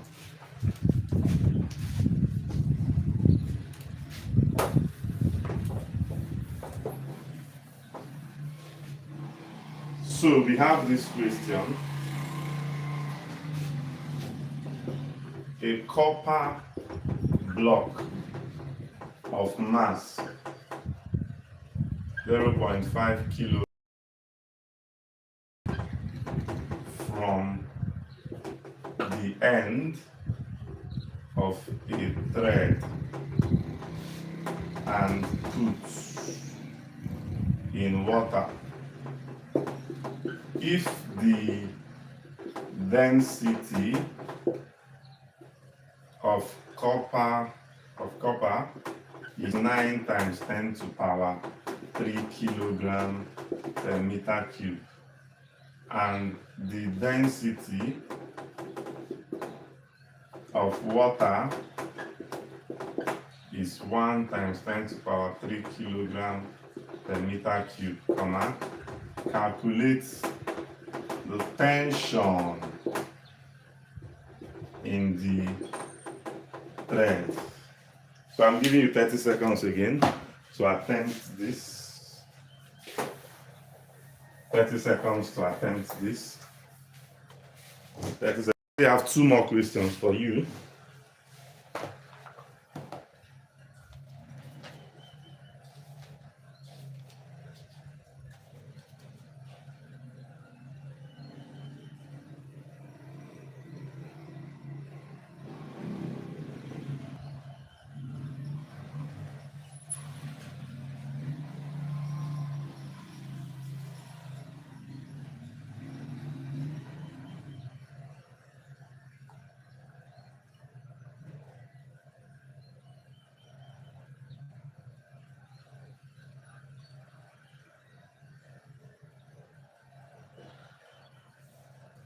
So let me see who has answer.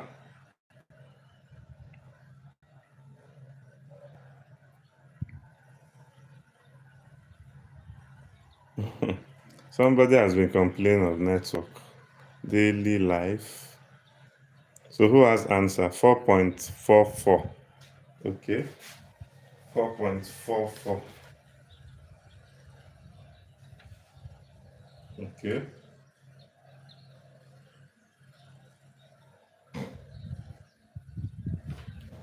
Who else?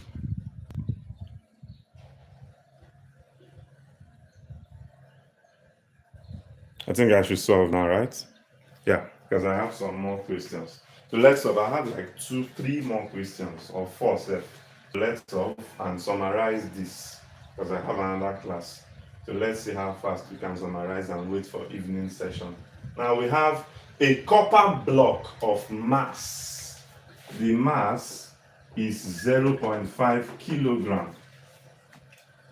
Is hung from the end of a thread. So that is to say you have something like this. This is the copper block, mass of 0.5 kg. So this is the thread. It's hung from the end of a thread and put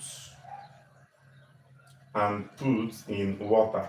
So it means this is how they hung it, and they allowed it to enter water like this.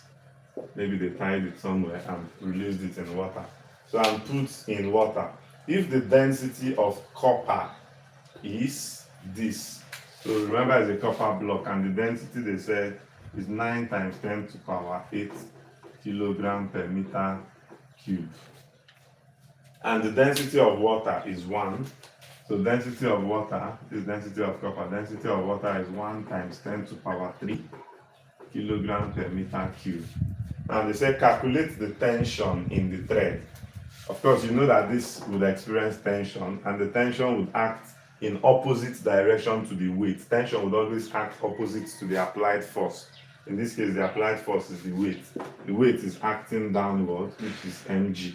Then the tension on this rod T is acting upward. Now, what are the resultant forces acting in this system? Of course, because this copper block is immersed in water, one of the things you should know is that there will be an up thrust. There will be an up thrust, upward force. Up thrust is always present whenever something is immersed in a fluid. Up thrust is always present. So because it is present in a fluid, then up thrust present is acting up. Tension is also acting up. The weight is always acting down. So if you are to find this, and because this is in equilibrium, it's not moving because it is held by a thread, so it's not moving. So if you are to find this, you'll have that U upward plus T upward. So U plus T is equal to the one acting down, which is what? Mg, right? Yes, since there is no acceleration of this block, it means that the acceleration is 0. So that's why this plus this is equal to this, no acceleration A. So what do we have? They say we should calculate the tension. So we're trying to find tension T. Tension is going to be mg minus U. That is tension. So we know M, the mass of the block. We can find mg, right? What about U? We don't know the up thrust. So we need to find up thrust that is experienced by this block. So up thrust is weight of liquid displaced, Abby. Yes, that is up thrust, weight of liquid displaced. So we're going to have, so the weight of liquid displaced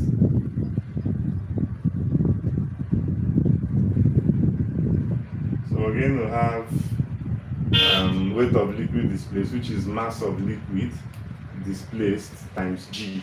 And this is equal to mass of the liquid displaced will be the same thing as, what did they give us? What do we know? Okay. This is going to be the density of liquid. And in this case, our liquid is water. Density of liquid times volume of liquid, which is still water. So let me be using water times G. So I'll be rubbing this question.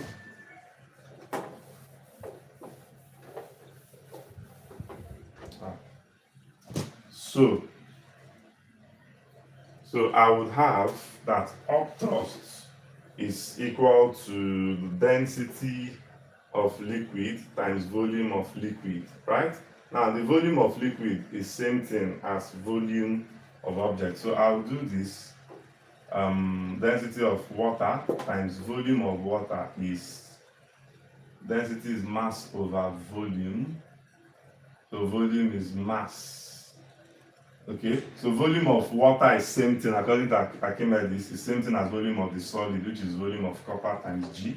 So this is going to be density of water times volume of copper. Volume, density is mass over volume, so volume is mass of copper over density of copper, that is volume. So times G. I derived this formula for you, so I'm just trying to derive it again. So it means that we can find U so that we can use it in this formula. That's why we're trying to find U. So our U is going to be the density of our water, which is 1 times 10 to the power 3, over density of copper, which is 9 times 10 to the power 8, times the mass of copper, which is this 0.5, times G, think 10. So if we do this, we will get U to be 0.5 times 10, which is 5. 5 divided by 9, which is 0.5. 0.56 times 10 to the power 8 minus 3 minus 8 is minus 5. So this is what we have as our up thrust. Now I can substitute here. So my tension is going to be mass, which is 0.5 times 10 minus up thrust, which is 0.56 times 10 to the power minus 5. So if I do this, this is going to give me 5 minus 0.56 times 10 to the power minus 5. So somebody should punch this and tell us the tension.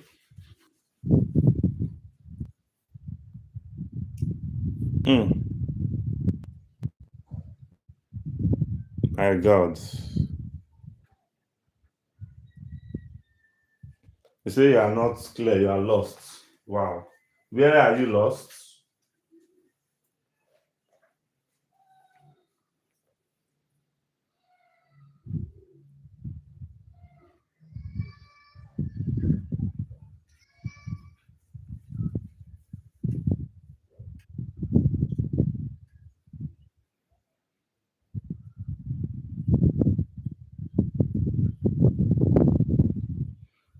So I want to get your points.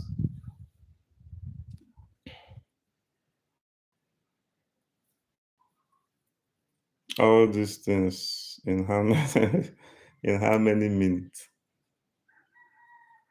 So you have help me punch that and confirm my punching. Because I think the density of copper, from what I'm seeing, I think is 10 to power minus 3. A bit 3. So this density of copper, I think I made mistake. This is actually 10 to power 3. So this 3, not 8. So 3 from my distance. So this is going to be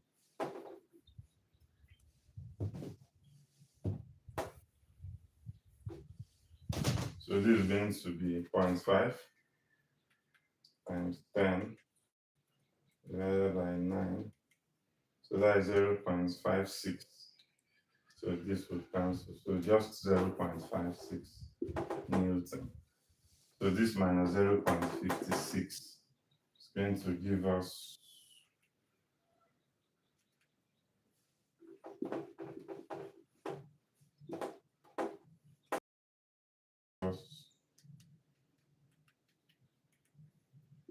4.44 Newton. So this is what we have.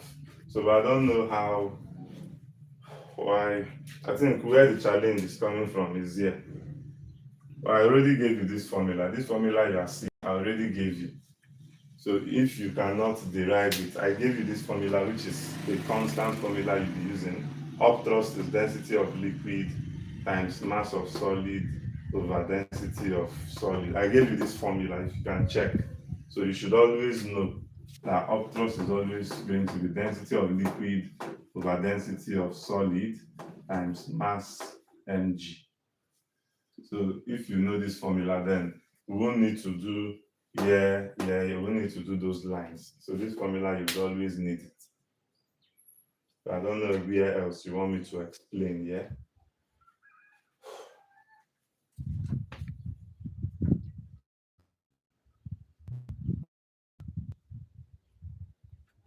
I'm confused.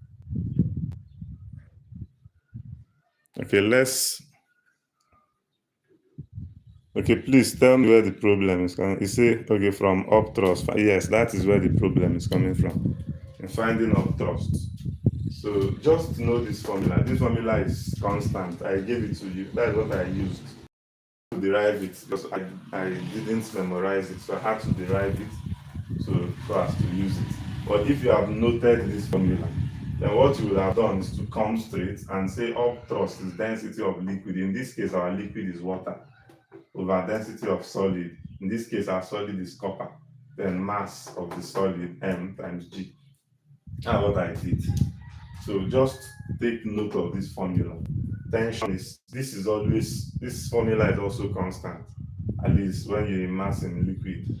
So tension is mg minus up thrust, and up thrust is this. Once you do it, you answer. So I don't know. This is the best I can do now. Can I give you maybe 2 more problems? Can I rub this? If I can rub this, in case you are struggling, I don't know, maybe I should pray that this question will not come out. All right. So let me give you 2 more problems.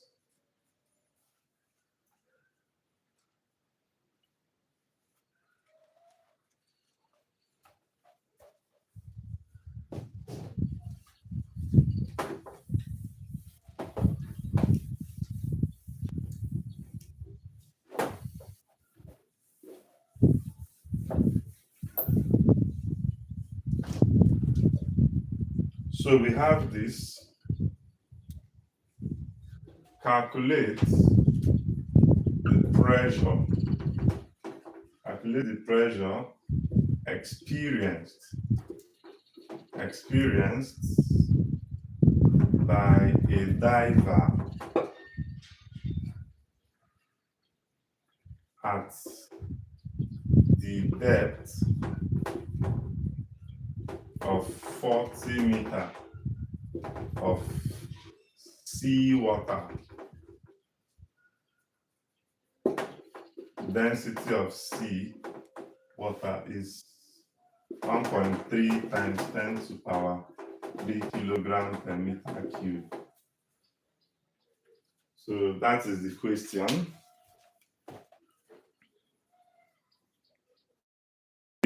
This consolation, and you attempt this as a consolation.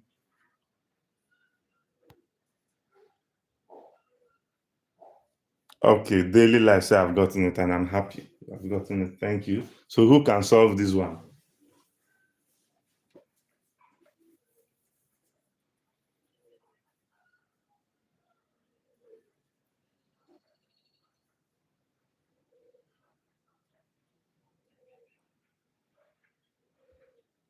I'm waiting.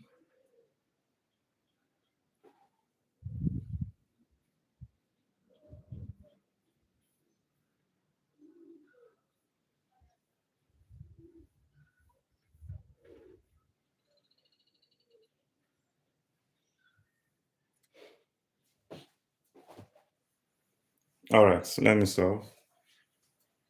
So they said calculate the pressure experienced by a diver. So we're looking for pressure experienced by a diver at the depth. So at the depth H of 40 meters of seawater. So we know that pressure is rho g H.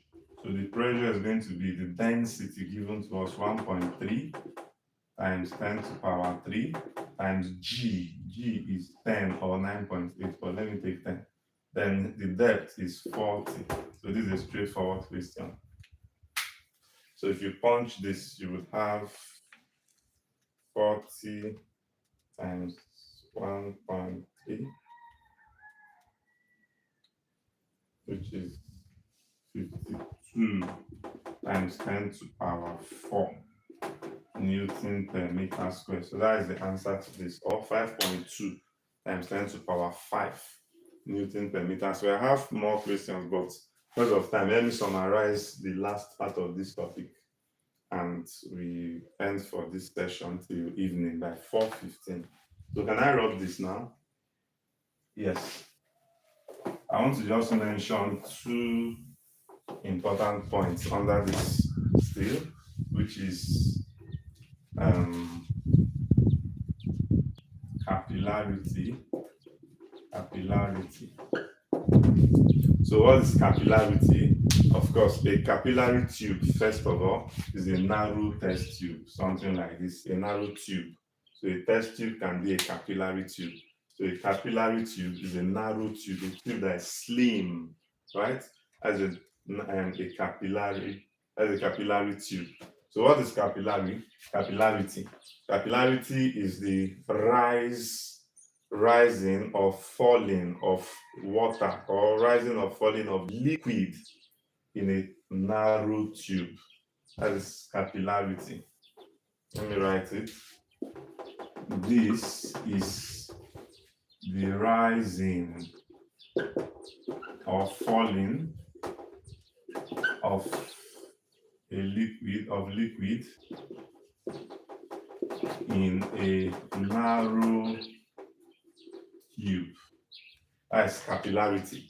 So what capillarity is trying to explain is that if you bring a tube, you bring a bowl that contains liquid, maybe water, and you immerse a capillary tube in that bowl that contains a liquid. So something would happen depending on the kind of liquid. Is either when you immerse it, the liquid level will do what? Rise, and it would form a particular shape, or when you immerse it in a liquid, another kind of liquid, you will notice that there will be a fall. There will be a fall. So this kind of, one of these two things would happen. So the rising or the falling of liquid in a narrow tube is what we call capillarity or capillary action. The rising or the falling of liquid in a narrow tube, you call it capillarity or capillary what? Action. Now, we usually use two kinds of liquid as our case study, because most liquids behave in these two ways. So we usually use water and mercury as case studies. So for water, one of the things you should know is that when you put water in a capillary tube, water would usually rise in a capillary tube. That is one point you should know. For water, water would usually rise in a capillary tube, forming what we call a concave meniscus. Let me write it. It will rise in a capillary tube, forming a concave meniscus. So when you say concave meniscus, it's this kind of shape, concave. This kind of shape is concave, while this type is convex. So water would usually rise in a narrow tube, forming a concave what? Meniscus. So, and this concave meniscus, it forms, or the rising is because there's a reason why water would rise, because the force of adhesion between water molecules and glass is greater than force of cohesion. So that's the reason why water would rise. Take note, I've noted some points here. One of the things you should know is that when you put water in a capillary tube, water would rise. And when water rises, it forms the kind of meniscus you call concave meniscus. And why does water rise in a capillary tube? Water would rise because the force of adhesion between water molecule and glass is greater than the force of cohesion. What is force of adhesion? Force of adhesion is the force that exists between molecules of different kinds. Force of cohesion is the force that exists between molecules of what? Same kind. So it means that water would stick more to glass compared to how it sticks to itself. So when it sticks to glass, it will be going to every part of that glass, because the glass extends upward. So it will be going up, trying to attach itself to every part of the glass. And that is why water would rise in a capillary tube. And when water rises in a capillary tube, forming what you call the concave meniscus, it usually have an angle, which we call the angle of contact with that glass. If this is our capillary tube, and we experience a rise like this, there's something called angle of contact. Angle of contact is usually gotten by drawing a tangent to the meniscus of that liquid. So, and the angle internal, the internal angle it makes with the glass is what you call the angle of contact, which is this angle. Internal, not this one. Don't make that mistake. It's always inside. So this is the angle. So you should note water forms an acute angle. Water forms what? An acute angle. Acute angles are angles that are less than 90 degrees. So water forms what kind of angle of contact? An acute angle. So very quickly, the other liquid we usually consider is mercury. I want to rub this. I want to rub this. If you have screenshot this, I want to rub it, and I believe you have screenshot. So there are points that you should not joke with here. So the other liquid we consider is mercury. Mercury. So mercury would usually fall in a capillary tube. The level of mercury will do what? Will drop. The height of mercury in the capillary tube will do what? Drop.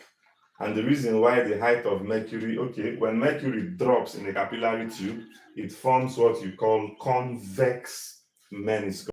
Mercury falls, let me just summarize it. Mercury falls or drops, it forms convex meniscus. Mercury forms convex what? Meniscus. The height drops, it reduces, just like in the diagram. And mercury, the reason why mercury would drop is because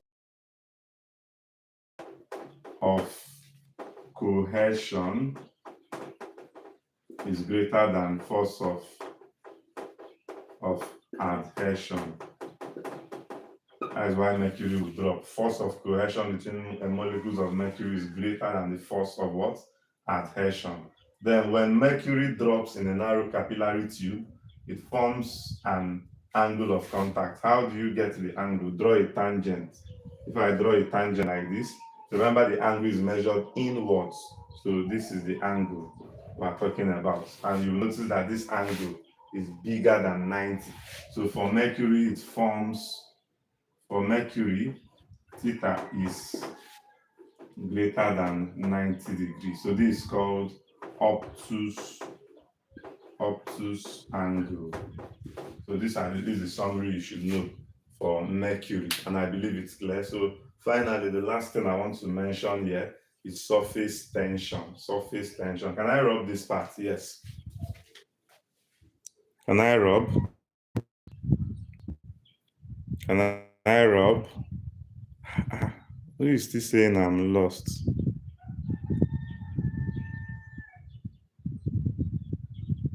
My God. Who is still saying I'm lost? Can I move on? Can I move on? Yes, cohesion and adhesion. Milk say I just joined, okay? That's why I say you are lost. Okay. Can I move on? Yes. So milk or milky, I don't know your name. So just to rewatch the video, we're still going to have a session this evening by 4:15. We're going to have another session.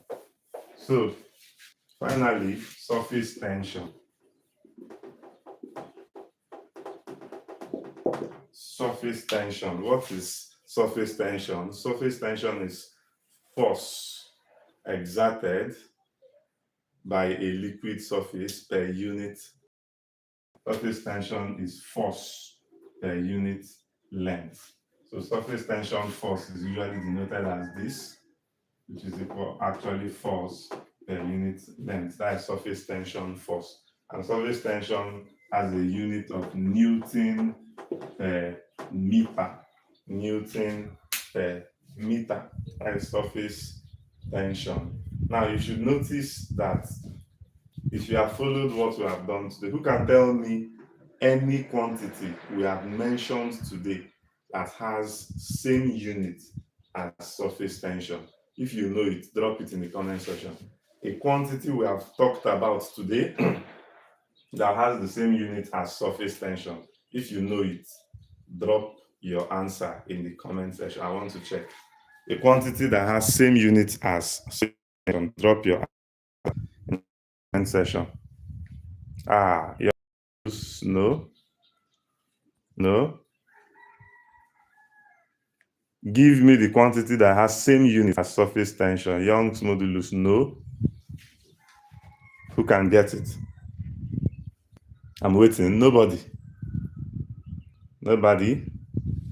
I'm waiting. Young's modulus, no. No other person has an answer. We have talked about this today. quantity that has, so it means some of you are not taking notes, because everything I've mentioned today, I gave you their units. Train, no. One more attempt and I will move on. Nobody. Nobody. Nobody. Okay. So the quantity that has same unit, if you recall, we said K is F over extension, which is Newton per meter. So that is force constant, has same unit as this. So take note of that. So surface tension is force per unit what? Length. So that is surface tension. So if you have a liquid in a capillary tube like this, and that liquid rises in this tube, or even falls, whichever one, to a height h. The liquid rises to a height h. Now you would notice that if the liquid rises and stays at this particular level, the reason why it would stay at this level is because there are two forces that are acting on it. One of the force acting on the liquid that causes it to remain, once those forces balance, the liquid will remain at equilibrium, is the weight of that force, the weight of that liquid, mg. Another force acting on it, acting upward, is what? The surface tension force. Is the surface tension force. So if these two forces balance each other, the liquid would rise and stay. Once they get at equilibrium, it will stay. So in that case, at equilibrium, F is equal to what? Mg. So remember, F is the surface tension force, which is this times this, right? Yes, so remember that F is actually this times this. And weight is what? Mg. So what will I do? At equilibrium, these two are equal. So if you equate these two, you would have that this times L equals what? Mg, right? Yes. Now, the length that we are talking about is actually, remember, this tube is a cylindrical tube. So the length we are talking about is the length of the liquid around that tube, which is something like this. If you have a tube like this, you'll be visualizing the length like this, which is the circumference of a circle. That is the length of the liquid we are talking about. So this L is actually 2 pi r. That is circumference, right? That is L. 2 pi r equals the weight, is actually the mass of the liquid. Remember, mass is density of liquid times volume, then times G. So we have this 2 pi this density times volume. Remember, we're dealing with a tube which is cylindrical. So the volume of the tube is cylindrical, which is pi r squared h, then times G. Now you would quickly notice that pi can fizzle pi, right? You would also notice that r can reduce 1r. So you're left with what? 2 times surface tension, 2 times surface tension equals what? Rho, r, h, and g. So if I make h the subject formula, I'll find that h, the rise in level, liquid level, is equal to 2 times this over what? Rho r g. So you should take note of this formula. So in case in exam they say, what is the rise, what is the height in liquid level in a capillary tube? The rise h is 2 times surface tension divided by density of that liquid times the radius of that tube times acceleration due to gravity. So you should know this. You should know this, and you can point out some things from that relationship for an inclined liquid. If the liquid is inclined at an angle to that tube, then you can just say that height is 2 times surface tension cos theta over rho rg. So when it is inclined at an angle, then you include the theta that resolves it. So that is it. So what are the deductions you can make from this relationship? Number one, you deduce that height is proportional to surface tension. That's number one. Height is proportional to surface tension, meaning that as the surface tension increases, height does what? Increases. Number two, height is inversely related to the density of liquid. So as the density of the liquid increases, the height does what? Decreases. And that is why the mercury that is denser than water would drop in height, and then water would rise. The depth of mercury is bigger than the height of water. So height and density are inverse. So the denser that liquid, the denser the liquid, the less the height. So number three is that height again is inversely related to the radius of the tube. Height is inversely related to the radius of the tube. So these are a few points that I would like you to note here, and I'm done with this for now. So remember that we're going to still discuss this evening. This time around, we will be going into hydrodynamics. It should be a very long time. So we're going to look at hydrodynamics by 4:15. We're going to also look at kinetic theory of matter or gases. Kinetic theory will take me just about 10 minutes. I'll be done summarizing it. Then we're going to look at heat transfer. Also is a very short topic. In 15 minutes, I'll summarize it. We're going to look at heat capacity and latent heat. So these are the areas I'm going to consider this evening, and then I'm going to solve problems. So in case you missed this session, or you came late rather, I would like you to rewatch this video. And a lot of you, I want to seize this opportunity to appreciate most of you. I notice you always share this video. Once we finish, most of you reshare the video, and that is very, very much welcome. So, and I really appreciate every one of you for always resharing. So do well to share this video. Once we finish, I will upload it. Do well to share it. Rewatch it. Remember, you'll be writing this exam tomorrow, and I've said a whole lot in this video. I was quite fast in this video so that we can cover a lot of things. So go back and gently rewatch it. Write. Don't assume that because your exam is tomorrow, you don't have to write.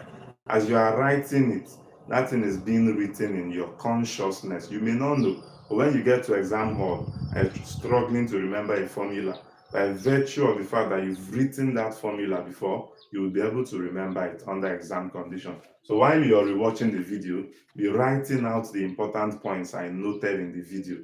You will see that you're mastering those points. All right? Solve more problems.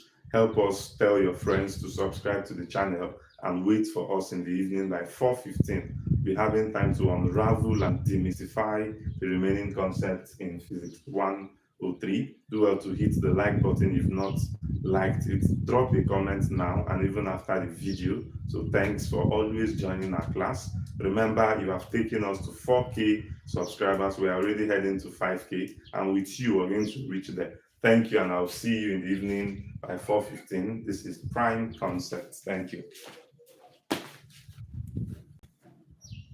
All right, thank you, Divine Praise, Fidelis, thank you, Daily Life, thank you, Divine Praise, thank you, Uchechi, thank you so much, Noah, thank you, Uchechi, thank you.